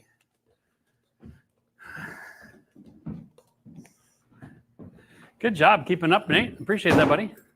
You put in some miles today. Yeah, my legs are getting a little sore. I wouldn't be surprised. All the stairs. It reminds me of back in the day when I did bathrooms for people. When you do bathroom renovations, it's always on the second floor of their house, because that's where the nice bathroom is. And you spend all day up and down the stairs. Every material, every tool, every trip to the garbage can. Oh, yeah, well, basements aren't that bad, but nowadays they've got those 3-story walk-ups. Beautiful, Matt. Thank you, sir. Let's just do the top rail together here real quick.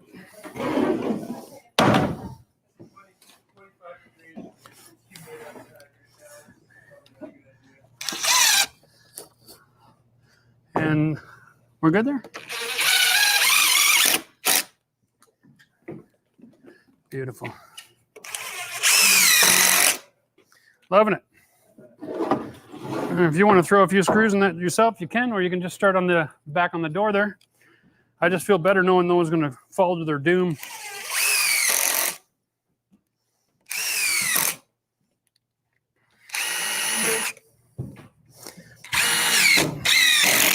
I'm really overkilling it with the screws here, I think. But hey, that's all right.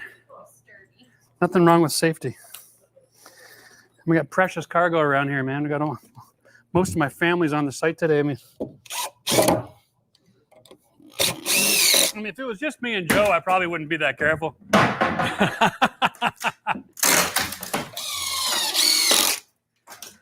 All right. So, hey, Joe, we'll check out my feet. I know it's kind of a crazy shot. We're not trying to be weird or anything, but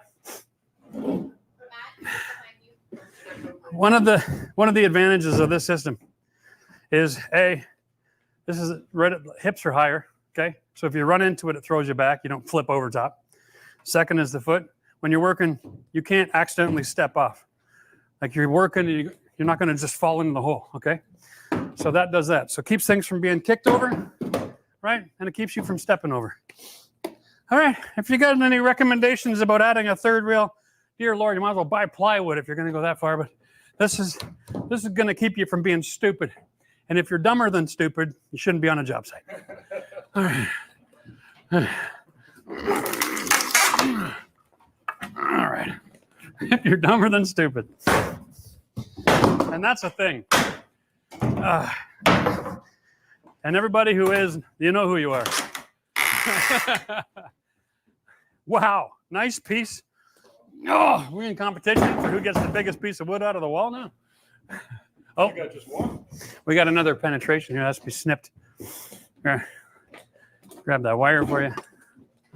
Oh, you're taller than I am, dude. Here. Other side of that door frame there. Come on, baby. Give up the ghost.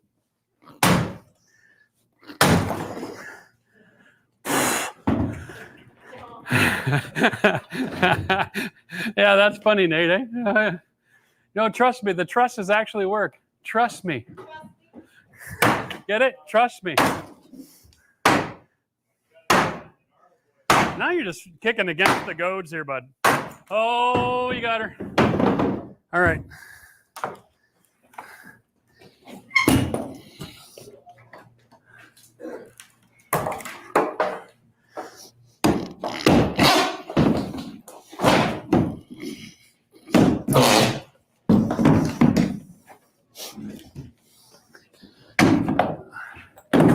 All right.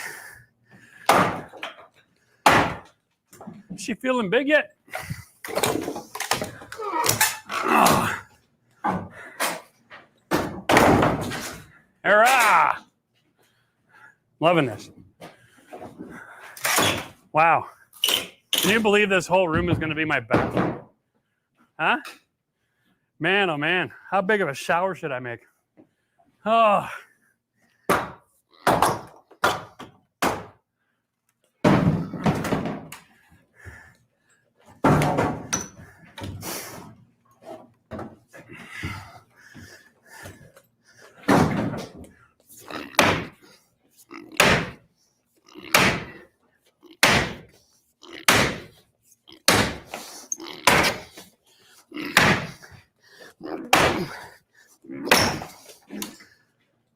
Enough nails in that, wasn't there? Holy cow.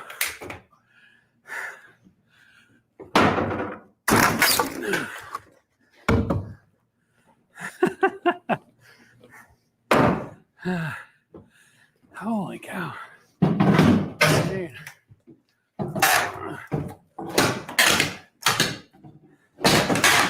Woo! All right. We're almost there. Before your tool belt goes flying, let me just get rid of this. Here we are. Yeah. All right.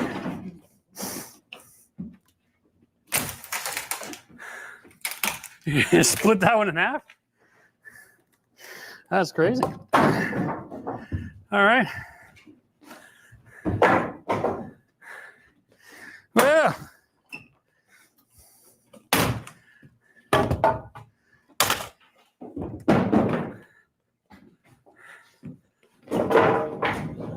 Okay, buddy. More wires, eh? Too many. There's a lot of wire. Oh, that's because they ran all of the plugs off of the light system, so that they keep going up and down instead of around. Beautiful. Thank you. How strong you are. I'm sorry, what? Getting comments about how strong. Oh, really? Well, that's sweet. Truth of it is, I don't have very strong arms. I just been working all my life, so my back is strong. When I was 20 years old, I worked in a meatpacking plant. It was my job to take the quarters of beef, lift it off the hook, and put it on the cutting table. And I think those quarters of beef weighed about 150 to 200 pounds. At the time, I weighed about $1.35. And after 3 weeks of doing that, I'll tell you, you end up like steel in your back. To this day, I go to the massage therapist, and they can never soften that sucker up.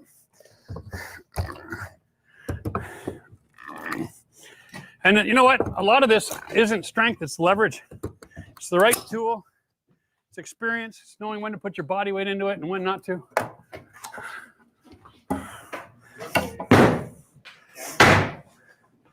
Sorry, what? Said I just took the camera just in case I feel like throwing those boards. No, we won't throw them if you're going to be that close. That's fine.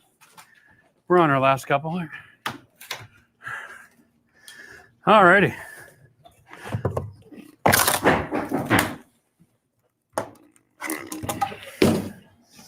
Thank you, sir. Well, how are we doing for time? We got time to do that wall? Oh, hell yeah. We got an hour. Let's do it. All right, I'm going to sweep if you want to help with this. And then we can reposition, guys, because we're going to end up actually, just so we all know the plan, we're going to have build a temporary wall here. Okay? And then we're going to cut this crap out. And then we're going to put in a brand new one. Dude. Something like that would work out great, yeah. All right, I just got to go get my tape measure off of Nate. Or, Matt, you got yours still? Yeah. Yes, Getting a lot of questions about what you're doing. Okay, so we got people joining the feed still? Okay, crap. Matthew, Yep. made a mistake. What? I grabbed 2x8 instead of 2x10 for my header. I don't know what the hell I was thinking. I'm going to have to send you out. Make a quick run. All right. There's a lot of wallets over here. That's not even mine. I don't even know where my own wallet is. You just got to get a card. You just got to go grab a couple sticks of lumber. Yeah, I screwed that up. Oh, there you got it. What the heck? I already gave it to you for the cold drinks. Yeah, you still got it. That's what's going on. Okay. Well, I don't need all the safety gear while I'm sweeping the floor, so cool. I'll see you in a minute. I'm going to take this beast off too. Oh, this is getting warm. Make sure I don't tear out any of my sound equipment. We're all good still. Just going to tuck my cards back in. All right. Well, okay, so Christina, an update on what the heck we're doing. Is that the idea? Yeah. All right. So for everybody who's new to the feed, we are in the middle of starting our renovation. It's a 1974 4-bed, 2-bath home that was in original mint condition, that had asbestos issues that we had remediated. And so we brought in a designer and came up with a new living plan because we found out we had trusses. Now, please, and thank you. That's amazing. Thank you. My team is amazing. It's because we have trusses means we can tear out all the walls in the house. No concern. It wasn't in the original building plans, which we had, courtesy of the family that was here before. They were the original owners for the whole time. And so we got the plans. We found out we had trusses, and we said, hey, let's change the floor plan. Let's make this 1 bed, 1 bath, a powder room, and then open concept living dining. You can go ahead, Nate, and grab the rest of this. That's fine. Thanks, buddy. Now, in order to do that, we're like, well, if we're going to have that big space, we don't want an 8-foot ceiling. So we brought in my structural engineer, Ethan. You've seen him on the channel if you've watched the old videos. He was helping me with my farmhouse build. And Ethan's a good guy, and he knows his stuff, so we can have a frank conversation about dreams and plans. A lot of times, they'll just say we have to go do the math and come back, but we know each other well enough that we can have a kind of like talking Klingon when we're talking about structure.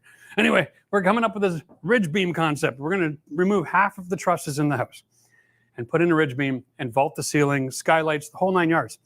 This is all the renovation plan for my dream home that I'm building for my wife. So this is going to be our retirement residence for when we're up in Canada. Anyway, this is going to be awesome. Right now, we're just transitioning after we got all the walls out. We're getting cleaned up, and we're going to be tearing this wall apart and then reframing for the new window, which is going to be 4 foot high by 8 foot long. And in order to do that, we actually have to build a temporary structural wall right here to pick up the load of the roof that's being passed into this wall. That's a very simple process, and it's something that most people are going to need to do if you're making structural changes to your home. Remember, interior walls that don't carry load aren't structural. They're just interior walls. They're just there to facilitate dividing rooms, supplying power, and that's it. So now we're going from tearing out everything that was just in the way to actually modifying the structure and doing structural work. Wow, that's what we're up to. We're going to be making an outdoor living center and a little fun time, Nordic spa action going on, all this over the next couple of years.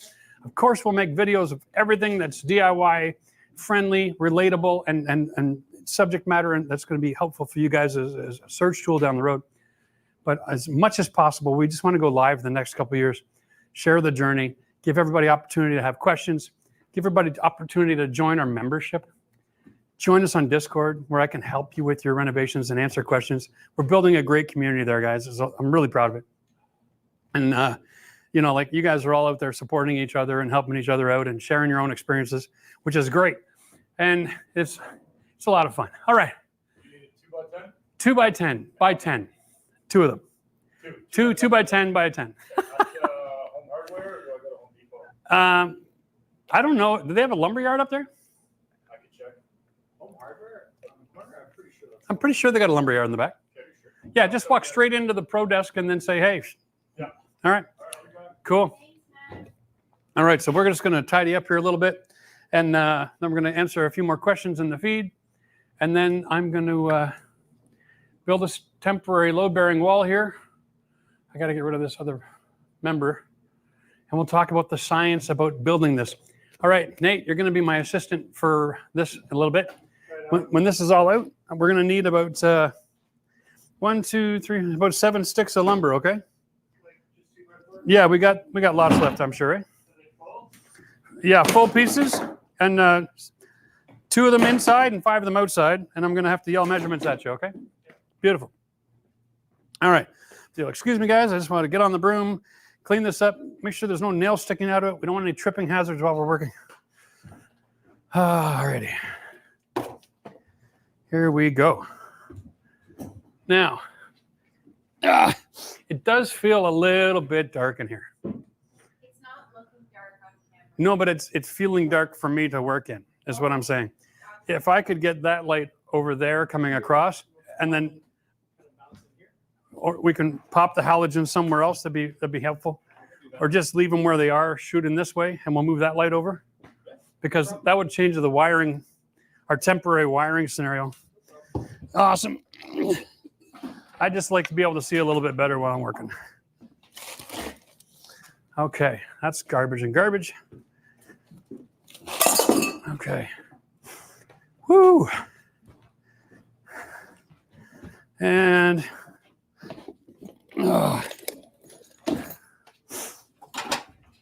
here's a great opportunity for anybody who's watching. If you got a question, you want to jump into the chat. I don't mind walking away from the broom to answer a question if you got a good one. All right, that's done. A couple more over here.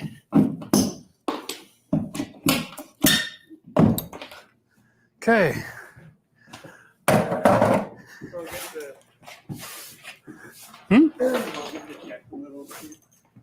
The deck? Yeah, sure. I'll give you the broom in just a second.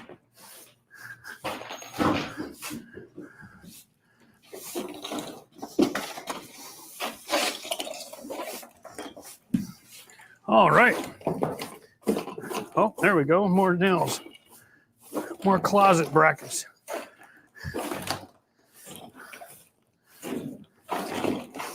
Boy, this place looks really weird now that all the walls are gone.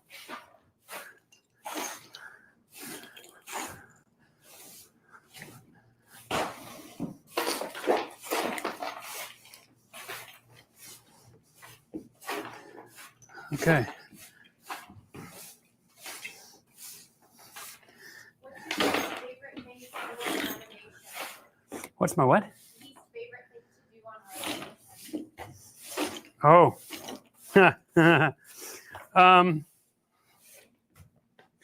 My least favorite thing to do in a renovation.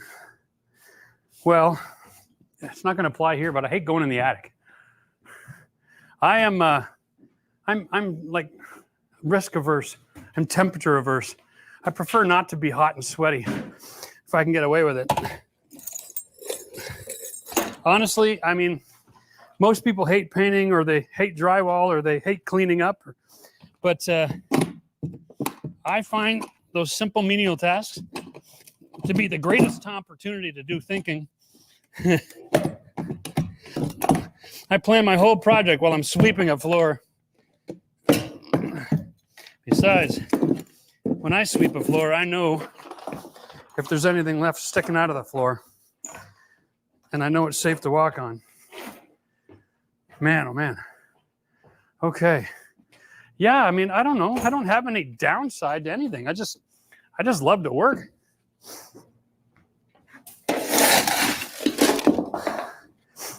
Oh. I mean, if I had to choose, I'd probably choose the finishing. Like I really enjoyed when I was a bathroom contractor. Because I like to create something from nothing, have a vision in my head, and then see it fulfilled. But that can take a lot of years to develop that kind of experience. Oh. There it is, trip hazard. All right. Okay, boss. Thank you very much, sir. Boom, boom. Boom and boom. Indeed. All right. Okay, now, for simplicity, bam, we're pulling out the old laser level. Now,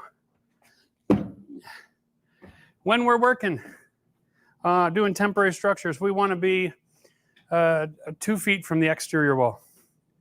All right? And it doesn't seem like there's a lot of room to maneuver, but it's actually plenty. And the other thing we want to do is make sure that we're picking up that truss on this temporary wall. Okay? There we go. That'll work. That's all the space I need. I just need the nailer. Okay. Wow, what a big space. This is ridiculous. Okie Dinah. No, I'm good. Thanks. Okay. Now, I'm going to just make this nice and plumb by doing the following. Running my laser level across here, and that marks it on my ceiling. Okay? Nice and easy. Hey, Nate, maybe I can get you to give me a hand here for half a second. Hold this thing up there on that red line for me.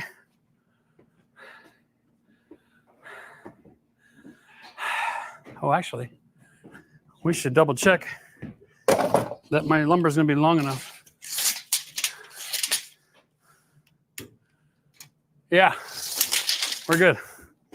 Okay, just grab that one, lift it above your head, so that the lumber's on that side of the red line.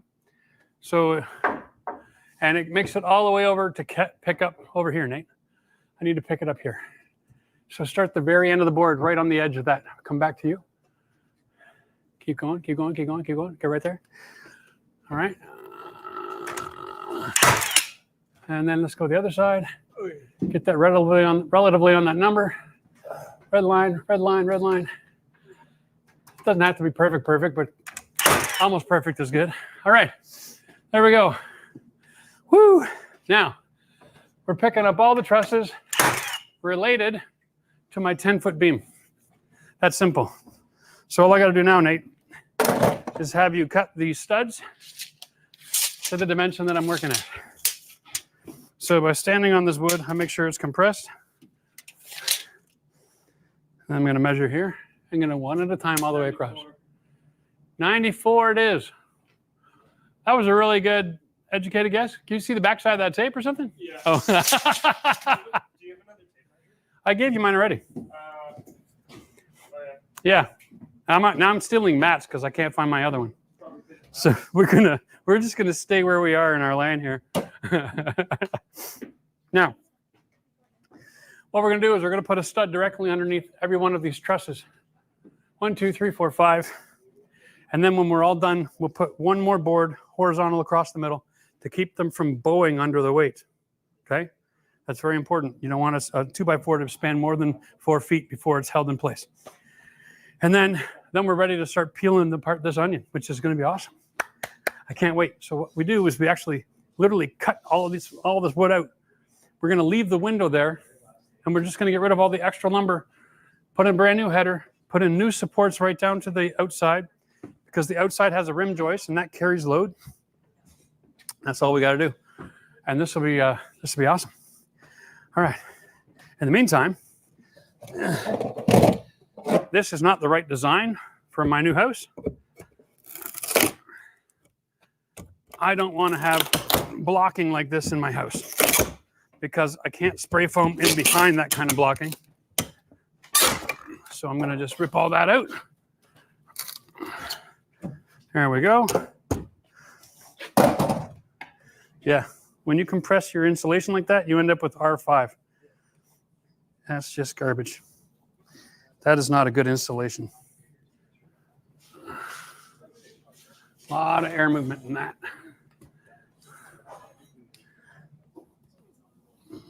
Okay. What's up? Oh, my right pouch.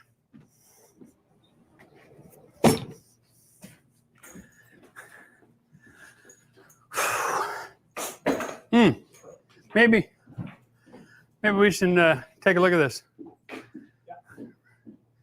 We'll jump back in here for a second. Yeah. I like Nick's question there about building the wall. Why don't you build a wall on the floor and lift it up? Anyway, I can just deal with that one. Yeah, there you go. So, yeah, that's a really great question, actually. When you build a wall, you have the thickness of the lumber, the height, and then the thickness again. All right? And then when you have it laid down, let's call it 8 feet, and I got to go 8 feet. When I'm lifting it up, right where I'm getting to that point where I'm about almost up here, my height is actually now more than 8 feet because I'm going from the right side of this board to the left side of this board, and they're on an angle.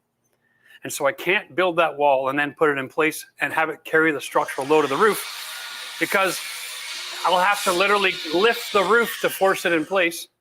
And that's not good because these are trusses and I'm going to maintain those trusses. I don't want to weaken them. Or I'm going to have to cut it short, put it in place, and then shim it. It's 5 pieces of lumber. Doing it custom just means that I get a really nice tight fit. And I'm much happier with doing that than trying to either wedge it in or add wedges afterwards. It only takes an extra couple minutes to cut the board's length. And yeah, this is just a little bit easier to do. Besides, I'm dealing with dimensional lumber. So every point along that floor could be higher or lower, depending on the dimensional lumber sets. If I had engineered floor joists, then it'd be nice and flat. But here, it's not necessarily flat. So I can't just have one height for each one of these sections. They're going to be very specific to each one of these joists. And it could be plus minus a whole quarter of an inch, and that could create me issues. There we go. There's number 1. And we'll just fire this sucker in place. There we go. Perfect every time. Nate Dog. Nate Dog. Yeah. Okay, we're going to this one now. This one is also 94. Can I just do this in case we get lucky? Whoa. This one is 94 1/16. 93 7/8. 94 and a 16. 94. 94. Too long and a short. 94 too long and short. You got it. And so if I'm building a wall and then putting it in, I'd have to build everything at the shortest site just to make sure it all fits. And then I've got a weak spot, so then I'm going to be shimming and shimming and shimming. And besides, it's good for the young lad to practice being very precise with his cutting. All right, now we just toenail.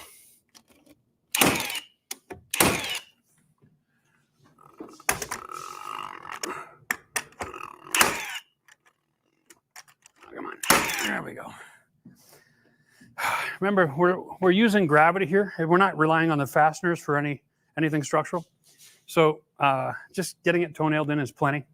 And then once it's in place, it'll do the job just fine. All right, here we go. I should probably be more responsible.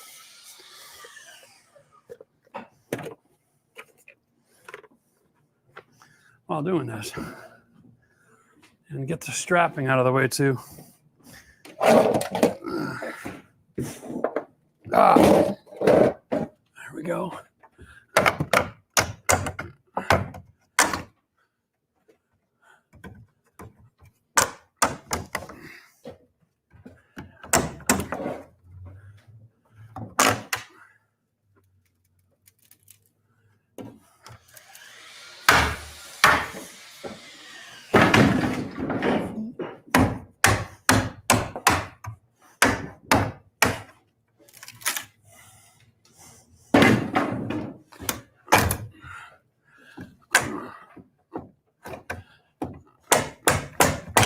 Okay.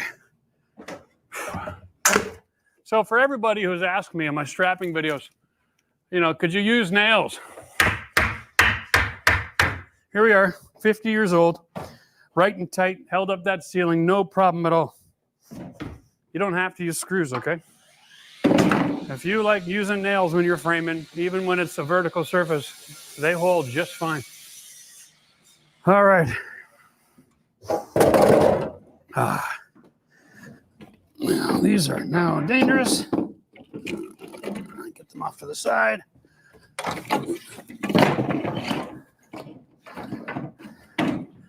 Woo. Oh, X, I'm sorry, I call existential paint X. I got a nickname for this guy. Called the permit office this week just to make sure where I want to build my garage is good before I build the shed behind it first. Good idea. Whenever you're dealing with extending your building, you've got footprint rules. I mean, what percentage of the property is going to be covered in permanent structure. So you got to make sure that you always check that out. It's different for a lot of different applications. Yeah, nails are cheaper. They're also faster, right? No big deal. And yes, the live stream definitely goes up afterwards. So if you've missed anything and you want to check it out, you can do it later. No doubt at all. And then Harmison wants to know what got Jeff started in general contracting work. Absolute desperation, my man. Thank you. Bottom line is I got married when I was, I got married 2 weeks after I turned 19. I had a baby 2 months after that. So that'll do the math. I ended up with 4 kids faster than most people even grow out of their own diapers. And bottom line is I had to make a fortune. I had to make an absolute fortune. And the only place that I could actually make a living and be my own boss was in the trades. So that's why I got into it, because no matter how much life cost, I could always work harder than I needed to in order to take care of that bill. So if life means you got to work 100 hours a week, well, then you work 100 hours a week, damn it. And that's just the way life goes. And that's what I needed. No sense crying about it. Life is expensive.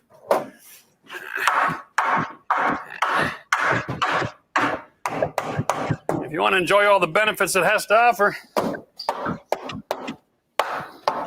you ain't going to do that on minimum wage, I'll tell you that right now. All right. You have the rest of that cut already? Yeah. You're a beast. Can I get another 8-footer in here then? Yeah. Thank you, sir. Pardon? 2x4? Yep. We're out. What? Yeah. How are we out? I don't know. It's out in the garage. Really? Okay, can you hand me that one that's in the roof?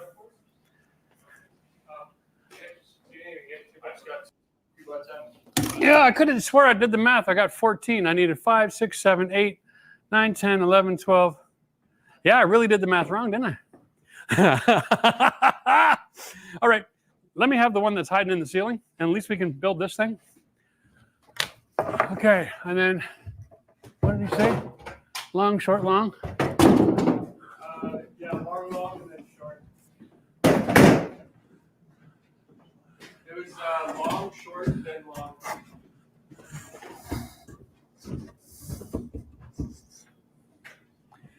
Okay. It was long, short, long. Yeah, I know, but that's the, it's grabbing the short one. Ooh, this one's heavy. There we go. And the reason I need that 2x4 is just to go across the middle here, Matt. Hold all these things together so they don't bow. Do you need any extra 2x4 from the store? Did Home Hardware have wood? Yeah. That's handy to know. Yeah, we're gonna need ultimately 6. 6. Yeah, unfortunately. Sorry, dude. So if my phone's on it, you guys. Yeah, if I realize I don't know how to count, I'll go. Okay. What's this one doing?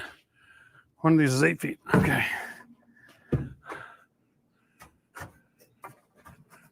Okay, that's gonna work. All right. Bam.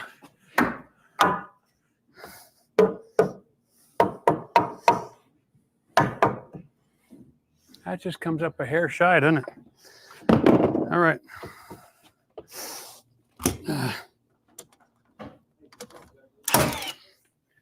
That is a hair shy. Okay. Here, watch this secret here. All right. Do you have any scraps out there? Any cutoffs? Really? I don't know. They're just basically cutoffs. This one's not in there. I know. And I'm going to put that flush there. Is it flush? Sure. This is designed to keep things from bending under weight. I'm obviously out of nails.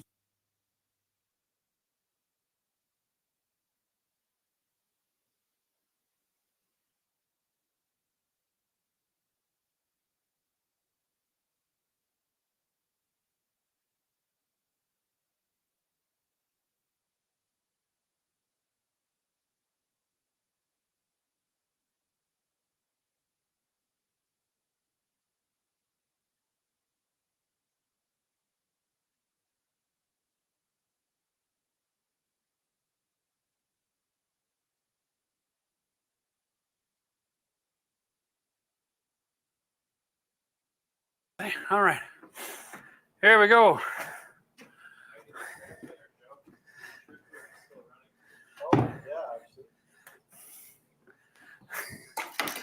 Everything all right, gentlemen? Beautiful. All right, so now, this is the secret.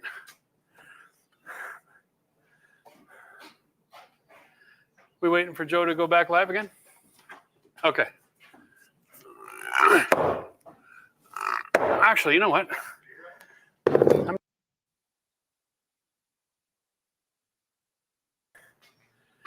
We can go either one. I'll go over here. Yeah.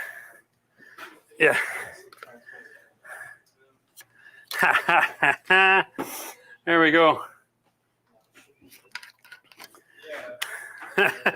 So Nick is telling me if we're going to have a beer after work, Brew Revolution in Stittsville. Anybody been to Brew Revolution? What is that? Is that like a, is that in that little mall up there? Just up on the right-hand side? Probably gonna try to do this there. That would be awesome. What are the plans for that exterior wall? Well, what we build back here is off camera. That was definitely the receiver. Now it's on camera. I'm gonna let you get your own questions for a second. We're just troubleshooting. Oh no, it's working now. Yeah, that's fine. So over here, that's a temporary structural wall, which means my floor joists are running this way, the same as the truss. So I build contrary to that. I can transfer load from here down to here, and then everything in that wall there, whoop, it becomes unnecessary. And I can tear it all out and then reframe according to my new structure. All right, here we go. A fireside chat. Yeah, one of these days we'll set something on fire. Then we'll do that. It's a microbrewery. Okay, there we go. Now we know. I kind of figured. I don't know. I'll give it a try once, maybe twice. I'll try anything twice. I'm an idiot like that. If something goes wrong the first time, I usually think it's my fault, and I'll try again. Anyway, Charles Xavier. Yeah, love that name. Is that for real, or is that just someone being like that? I mean, X-Men forever. All right, if you're not going to go to the hardware store at least 3 times per project, you're doing it wrong. You're right. Actually, I was so tired. I've been working so hard this week, dehydrated. This morning, I got the headers for the outside, and like an idiot, I bought 2x8. And that's only good if you're making headers for doors on interior walls. You need 2x10 on exterior structural walls. But I'm an idiot sometimes. It happens. You do make mistakes as you go down the way. Oh, anyway, so I had to send Matt to get those. And then I tried to do the math on how many 2x4s I needed. And I really underestimated. I don't know what I was thinking. I probably forgot about my temporary wall for the stairwell. And I've just used up all my lumber that I was going to use to support my new header. Anyway, so Pinhead Larry. No, there you go. I need a name like that. I got married at 19.2 and had a baby in 7 months. Do the math. Same story here. Got to make ends meet. Yeah, and you know what? I mean, ends meet was always a good goal, but I like to have a little bit more than ends meet. You know, so like just a couple of bucks, you know? Yeah. You know, feel like you're getting ahead of the game just a little bit. Man, oh man. What's supporting the temporary wall from under in this case? And what measures must be taken if the temp floor is sitting over another level below? Exactly right. This is a basement. And the basement is a 2x10 floor joist. And it goes from the middle of the house on a structural wall to the outside foundation wall. And so when you're looking at a house like this, you can actually take load, bring it down onto the floor package, and then have that carry out to the outside. Perfectly acceptable. That's why the engineers want us to be 2 feet from the end. Okay, it's like transferring a cantilever. And so I might be bringing my beam from here all the way across as a floor joist. But by being 2 feet from that outside wall, I'm not putting too much weight in the middle, causing a deflection and possible rigging. I'm close enough to the outside wall, the load transfers quite easily. And yeah, if you put a tape measure on that, I'm probably cheating. I'm around 28 inches, but you know, it's not the end of the world. You can do this in the wintertime as well with a full load of snow on the roof. And it's not snowing, so I don't mind buying a few extra inches of space. Geeky Vapor wants to know if I'm planning to redo the HVAC. Well, yes and no. We have a high efficiency furnace, which is nice. But we have a really old air conditioning system. So what we're planning to do is a new hybrid heat pump that I can install just above the gas furnace, okay, in the plenum. And then I can actually have a heat source from my heat pump. Now, there's a new cold weather heat pump system from IDEA. If you saw the trip to Alaska videos that I did, then you'll understand they have this new technology and they're promoting it, and they had me be a part of one of their projects, which was a lot of fun. And now I understand that system much better. I spent a lot of time talking with David, the engineer, and learning all the specs and all the capacity of this thing. It's in the old days, Mitsubishi had the best cold weather heat pump on the market. And this thing just turned that Model T Ford into a racing car.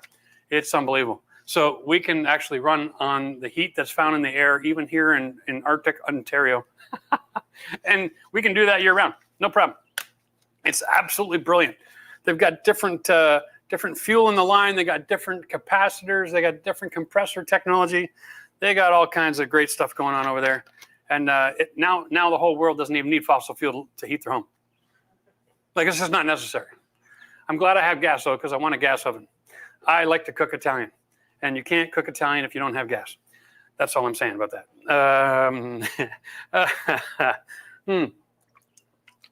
Learned so much from you. Thank you. You do very good work. Well, we try. Happy to help. Happy to share.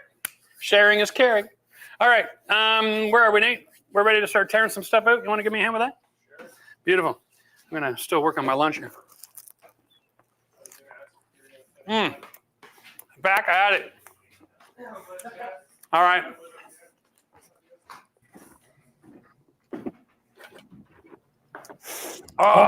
So we got to be hats and goggles here. I mean, I love your flow, but we got to protect your face, huh? Protect the moneymaker. All right. There we go. So before we do this, let me just grab a black magic marker. And then I'm going to just mark the plan. It's good to have a plan before you start. Hey, Joe, good to have a plan. So the plan is this.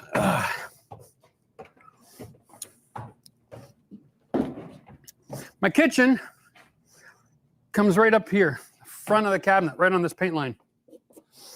And then my cabinets are 24 inches, but the counter is 25. So I'm going to measure back 25 inches because the designer wants to have a nice clean line walking up the stairs that goes right off the staircase, right through the kitchen. So we'll go 25. Boom. There's my line. All right. And then from there, I have a 3.5 inch wall. Okay. And then from there, in my new design, I have I have a wardrobe cabinet system wall to wall in this part of the bedroom. And that will also be 24 inches. Maybe call it 25 for good measure. So there is now my space that I have to work with. So we're going to measure this at 160 inches. That makes 80 inches off that wall as my center mark. There we go. That's right around here. There's my center. And from there, I'm going to have an 8-foot window. So I go 4 feet in each direction from that. Takes me over here to about here. Okay. Yep, I'm picking that up just fine. And then over here, I'm 4 feet that way. Shut up. Whoa. Thank you, sir. I need to think about this twice. 1 second. My original estimate had me doing something different than that. Okay, so let's try that again. Counter, cabinet, wall, cabinet, 160, 80 is the center, 4 feet in both directions. Can I have you humor me for a second? Can you just stand right here, left foot on that mark, Okay. so I can visually see what that looks like? Well, yeah, that does kind of look like the center between you and the wall. All right, I'm not delusional. You're not going to believe this. My 8-foot mark from my window literally comes to here, where that's already notched out to receive a header. And what are we building here? Is this like? This temporary load structure. Oh, okay. So I'm going to just keep this alone and start from here and go over 8 feet. And instead of going with a full 8-foot window, I'm just going to take a couple of inches off the window order when I make it, so that I've got wiggle room to hit that center mark bang on. Are we knocking out the studs on the exterior wall right now? Yeah. Huh. Couple. Cool. Couple. Cool. Yeah. All right. So that's the plan. So what I need to do is I need to tear out this. So this one, and Are you thirsty or anything? You need a water? you go ahead and hook up if you need to. I'm just thinking through my plan. All right. So there's more than one way to do this. All right. But because the nails are attached top and bottom through the plates, it's very difficult to roll the stud over. So instead, what we're going to do is we're going to cut it here and we're going to cut it here. And we're going to take a notch out. That shouldn't be too much of a fight. Then we can just peel the stud straight off. All right. Okay. Now, Joe, I'm just wondering if maybe I can get you to recenter over off this corner here. Get this shot. What do you need from me? I'm just gonna kind of be teaching here as I go my process. We use this whenever we're building working in someone's house, and we're like, let's say we're going to put in a pocket wall. Well, the things on the other side of the wall are all attached to the stud. So if we can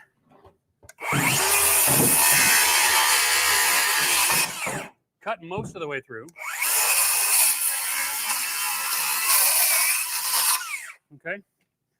Now we're going to go this way this time.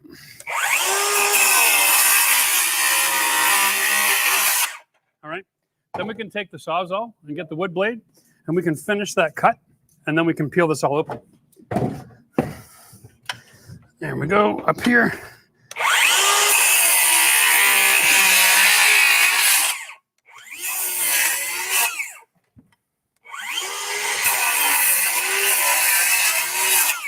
All right. Now, for the most part, you're going to find that this pretty much gives up the ghost without too much work, even though you're not all the way through.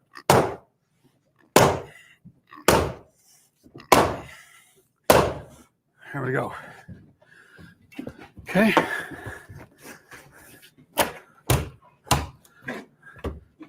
Yeah, it didn't split. Go ahead and cut it. If you get lucky, you get lucky. If you don't, yeah. And you try not to cut through the facade. Nicely done. Okay. Now hold on, because if you use too much force, all those nails from the siding are going to be there as well, right? So what we want to do.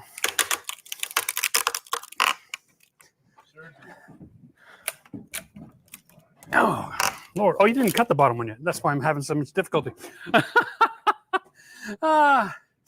Yeah, so it's here, here, here, all 8 spots.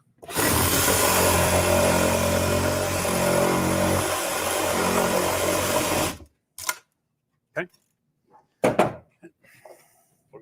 No, go ahead. We're going to leave all the bottoms attached with the siding to keep the facade intact. Okay. Oh, that's rain on me. Yeah, you just bounced off the frame.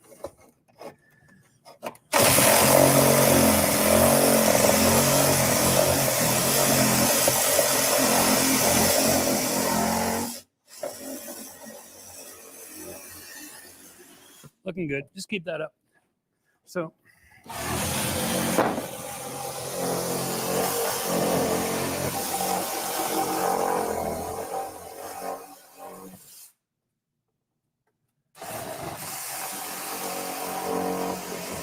There we go.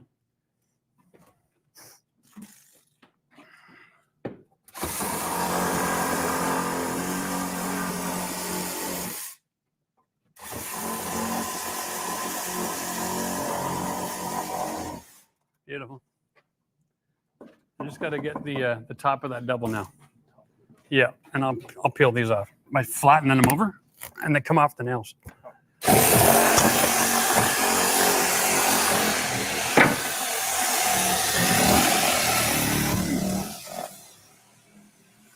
Okay, I think that even pulled some of the nails through.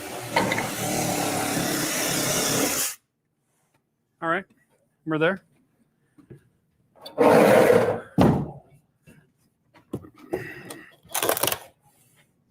Did you do that on purpose, or did I teach you this before? Sorry? Did you do that on purpose, or did I teach you that? What did I do? You cut gently up in both directions, so that it actually I can roll it over. Yeah, You just I got lucky. you just cut crooked. Well, that's how you do it. Oh, you killed it. That was awesome. I couldn't have done any better if you tried. Now, here's the thing. You'll see all these nails poking through. This is actually the wallboard being nailed to the 2x4s. Okay, and I wouldn't be surprised if when we get out there, we're going to find that on top of that, it's all strapped as well, and then they put the siding on that. But what we want to do is just leave this all intact because it has no effect on our structure. And honestly, until I pull the siding off, I'd rather if it doesn't fall off. Yeah. And because I can't see what's going on with my assembly, I only want to risk as little as possible here. So then this board now can be peeled off. Oh, that gets fancy schmancy. Like literally nice and careful. So what I'm doing is I'm creating pressure on the outside while I'm pulling off on the inside and trying to leave that wallboard as stable as possible by applying alternate forces. Okay? So then I'm not destroying the assembly on the outside of the wall. That make any sense? Yeah. Brilliant. So that's basically just like a floating. This is siding the wall. house. This is the house sheathing, and it's not OSB or plywood like we're used to seeing. This is before they had a building code demanding those materials were used. Here we go. Okay. Here, why don't you give this a shot? Get a feel for it. Yeah, I know. You're putting the pressure on, eh? Live for the first time in the history of mankind. And Matt's got to do one of Dad's tricks. You get it, just get in behind it, and instead of pushing the bar, you're going to pull the bar and pull the wood at the same time and try to just watch the sheathing and try to keep it stable. There you go. You're getting it. Yeah. So you're not trying to cause too much trauma to the sheathing. Oh, everything in his body right now just wants to Yank it off. Yeah. But you also don't want to like tear the nails off the siding off, whatever they're going into. There's not enough nails coming through that surface for me to believe that those are the siding nails. And if they are, that's pretty scary. Because then what was holding the sheathing on the first time? Like, right? You know what I mean? So I'm expecting something else to be going on in there. Now we got this double here, which is a pain in the butt. It's got to go as well. I've got a gap up here so I can get the torch in and get a bunch of nails out. We have to peel this double off though. Can I have that bar again? And I'm going to do it up here, close to the top of the window as possible. So I'm transferring that force instead of into the glass, into the header.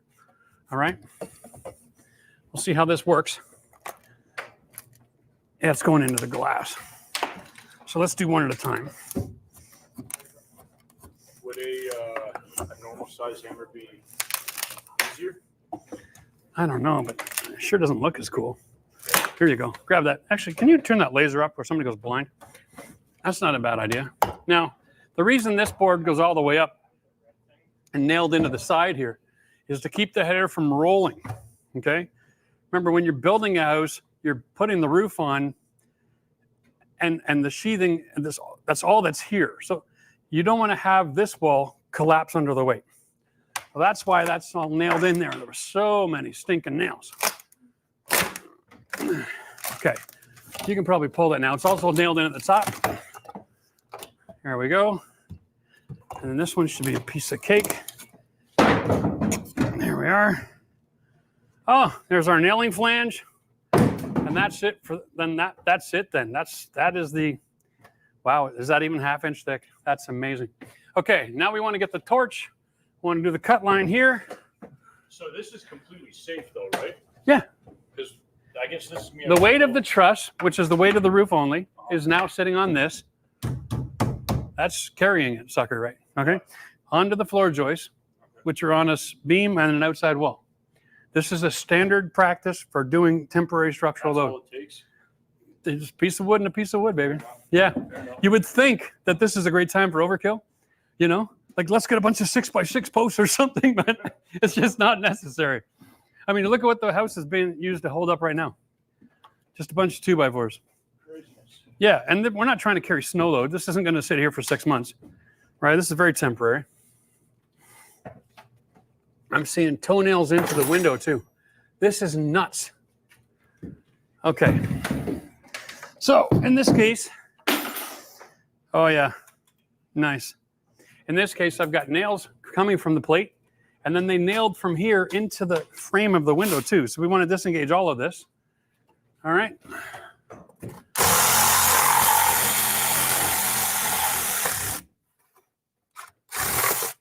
There's one. There we go. There's just a couple. All right.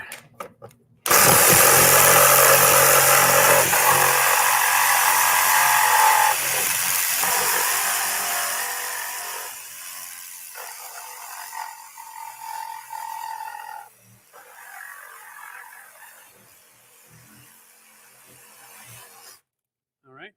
Now, I'm going to come from this side, get the ones off the end here.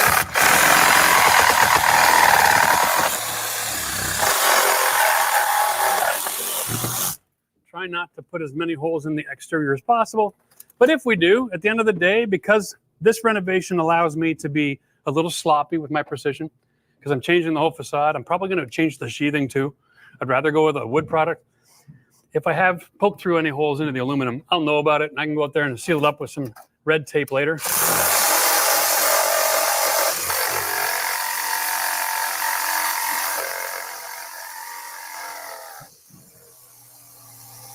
Now, I don't have a gap here, okay? All right, Matt. I don't have a gap here anymore to work with. So what I want to do, if you can grab both of my DeWalt hammers for me. I don't even know where I left them. Were they on the pouch, on the table? Oh, I got one down here. They're both right here? There's one. Oh, okay. I couldn't see it for the trees. Okay. All right. Now, that cut really easy and nothing sagged. It's just never had any room here. It just was only, it was really only carrying these two, to be honest with you. So I want you to do something where you're up here with the claw, trying to roll this forward, and we're going to see if this comes out. Because the other option for us to do is just to uninstall the window temporarily. I mean, that seems like the easiest way to do it for me. And then take out Yeah, the only problem is our plywood on the outside is screwed to the frame of this window. So if we can disengage this the old-fashioned way without too much work, then I'd rather. Let's see if we can get lucky. I'd rather be lucky than good.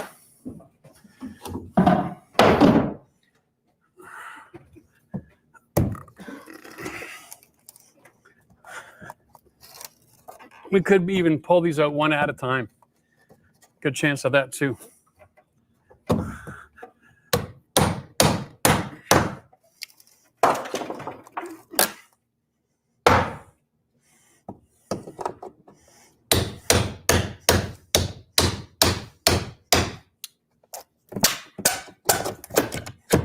Yeah, that'll work. You want to grab a hammer and be part of this?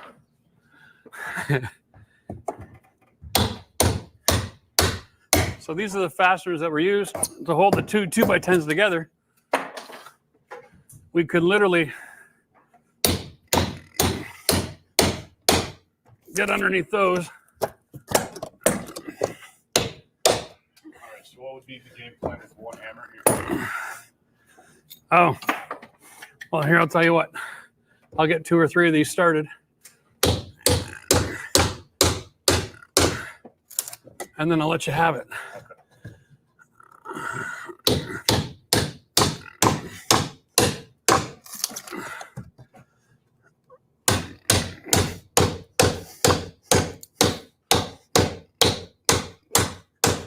Am I totally off the line? Just beating the hell out of that hammer. No reason. Oh, come on. I totally missed that.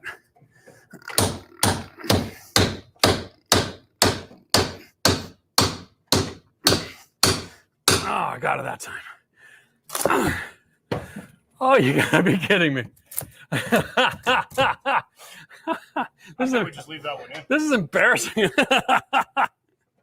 Oh my goodness.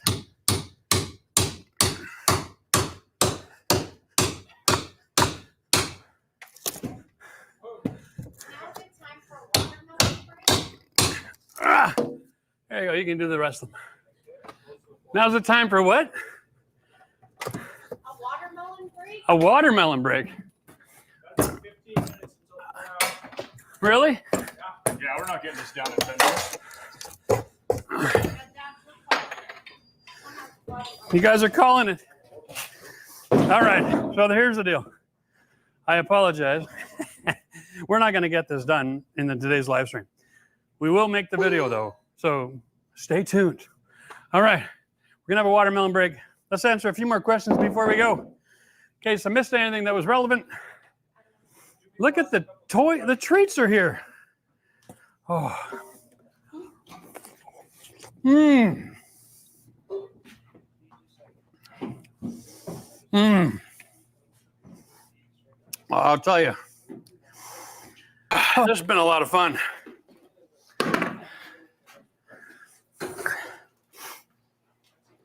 All right.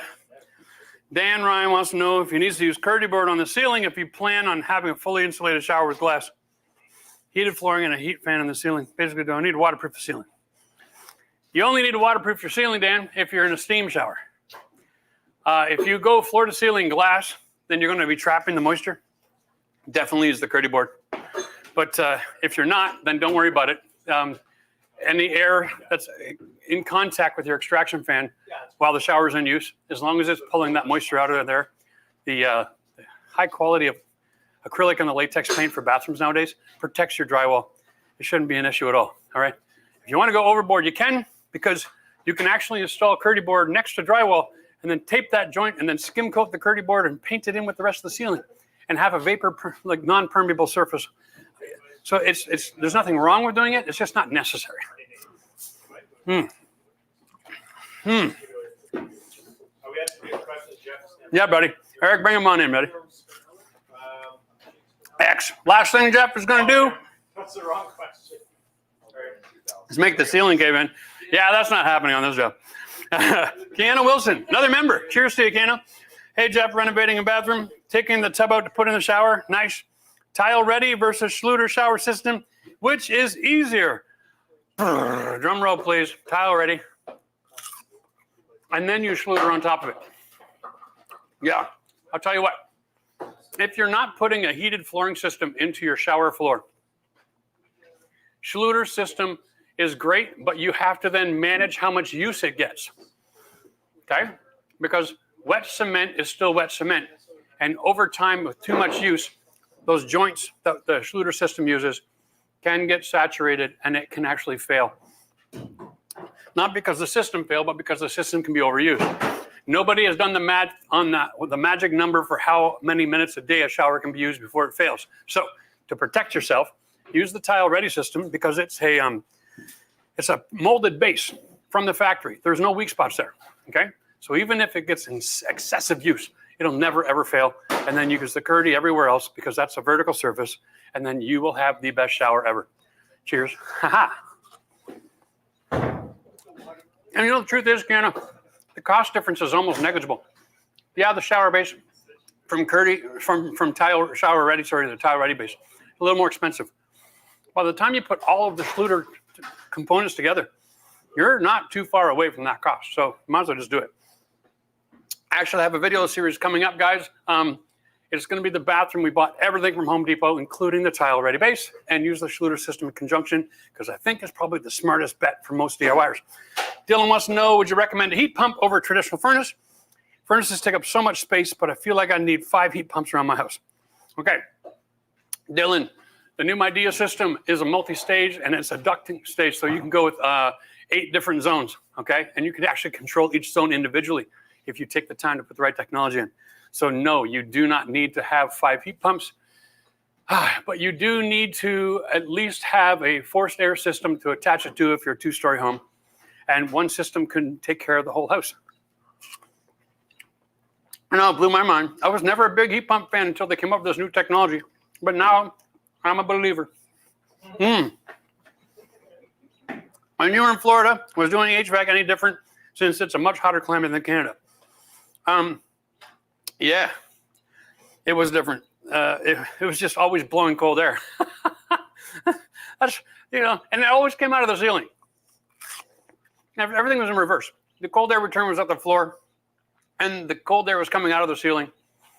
And then when you had to add heat occasionally, like for 10 minutes, 2 days a year, it was just strange because it was always cold on the floor, and then you were sweating on your head because the heat was coming out of the ceiling. But it was different. The best system is actually have all your ducts at the floor and have your cold air return at the ceiling for the summertime and at the floor in the wintertime. Okay. Echo Leaf, any way to fix the door threshold that leaks under transition without ripping door out?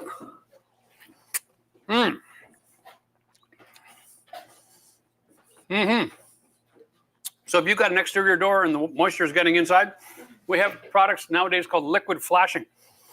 And you can actually, for lack of a better concept, paint a membrane in place and seal up your outside door. The only trick is if that technology is that old, it's probably also leaking in around the top and the sides. And by putting that flashing in, you're going to trap the water underneath the sill and then rot out your jambs. So the best fix for a door threshold that's leaking is to replace the door and put in some water management system and install a new door. Sorry to say, but if it's old, it's old. You don't throw it away, but you sure got to fix it up. What level difficulty would you consider this renovation? Average, Eddie, I'm telling you right now. This is not tricky. It's actually easier to rip everything apart and start over again than to try to marry the old with the new. So this is a large scale project, but on the difficulty level, I'm going to solve it relatively simple because once we get everything back to framing, we're going to be involving nothing but new materials and new systems. And so it should move pretty easily. I think the most challenging part of this project is going to be ripping out all of the trusses and bolting the ceiling and putting in our ridge beam. But we got plans for that. Thank you very much. My team takes such good care of me. All right. So I would say, grand scheme, I'm going to call it a 7 out of 10 because the scale is so huge. I'm also bringing in electricians and plumbers to give me a hand. Okay. So we're going to kind of combine DIY with when to call in good trades. Because in this kind of scenario, passing inspections is the key. Okay. So I have an engineer for all my structure and his stamp will pass any building inspector any day.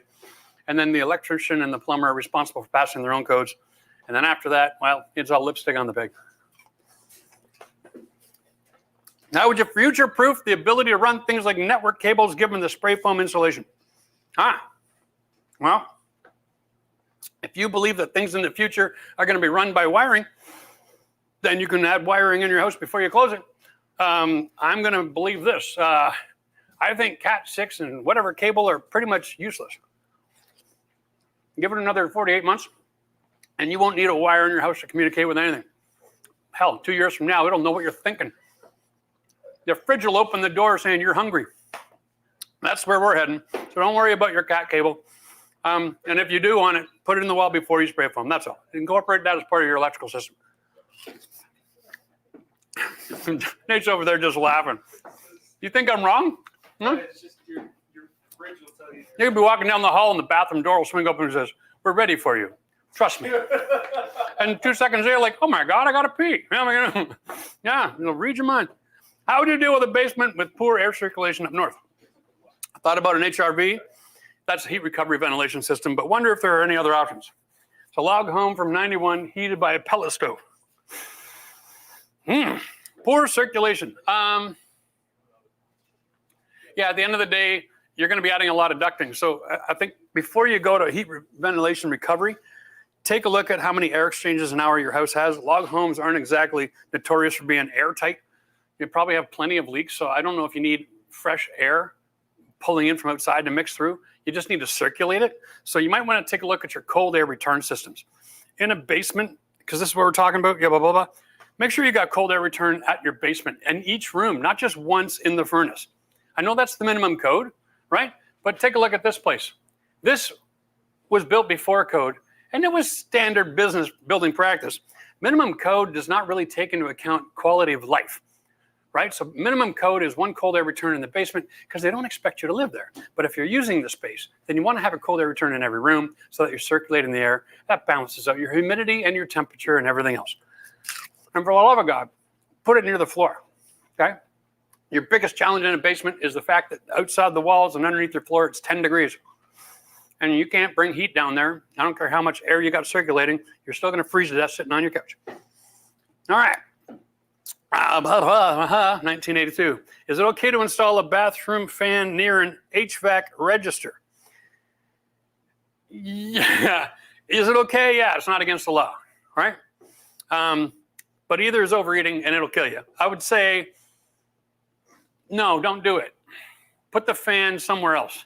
Like your fan should be there to extract the hot air and the humid air in the bathroom. But if it's directly above a vent coming out of the floor, then get one of those covers that makes the air go sideways. And so it's not just blown straight up into the fan when the fan's in use. And if you're like my wife, you got the fan on all day long just so that there's background noise. All right. Anyway, guys, I think that's it for us today. Hopefully I was helpful. We are definitely going to go and do this again in a few days. We got the whole downstairs to tear apart. You're going to just love this. Thanks for joining us. And if you missed some of the feed, don't worry, it's going live again in about 10 minutes. And we'll see you in the comments section. Don't forget to tell all your friends and family, there is a guy crazy enough to renovate live on YouTube. You should come and watch this because we are going to be doing this a lot down the road. Cheers to next time.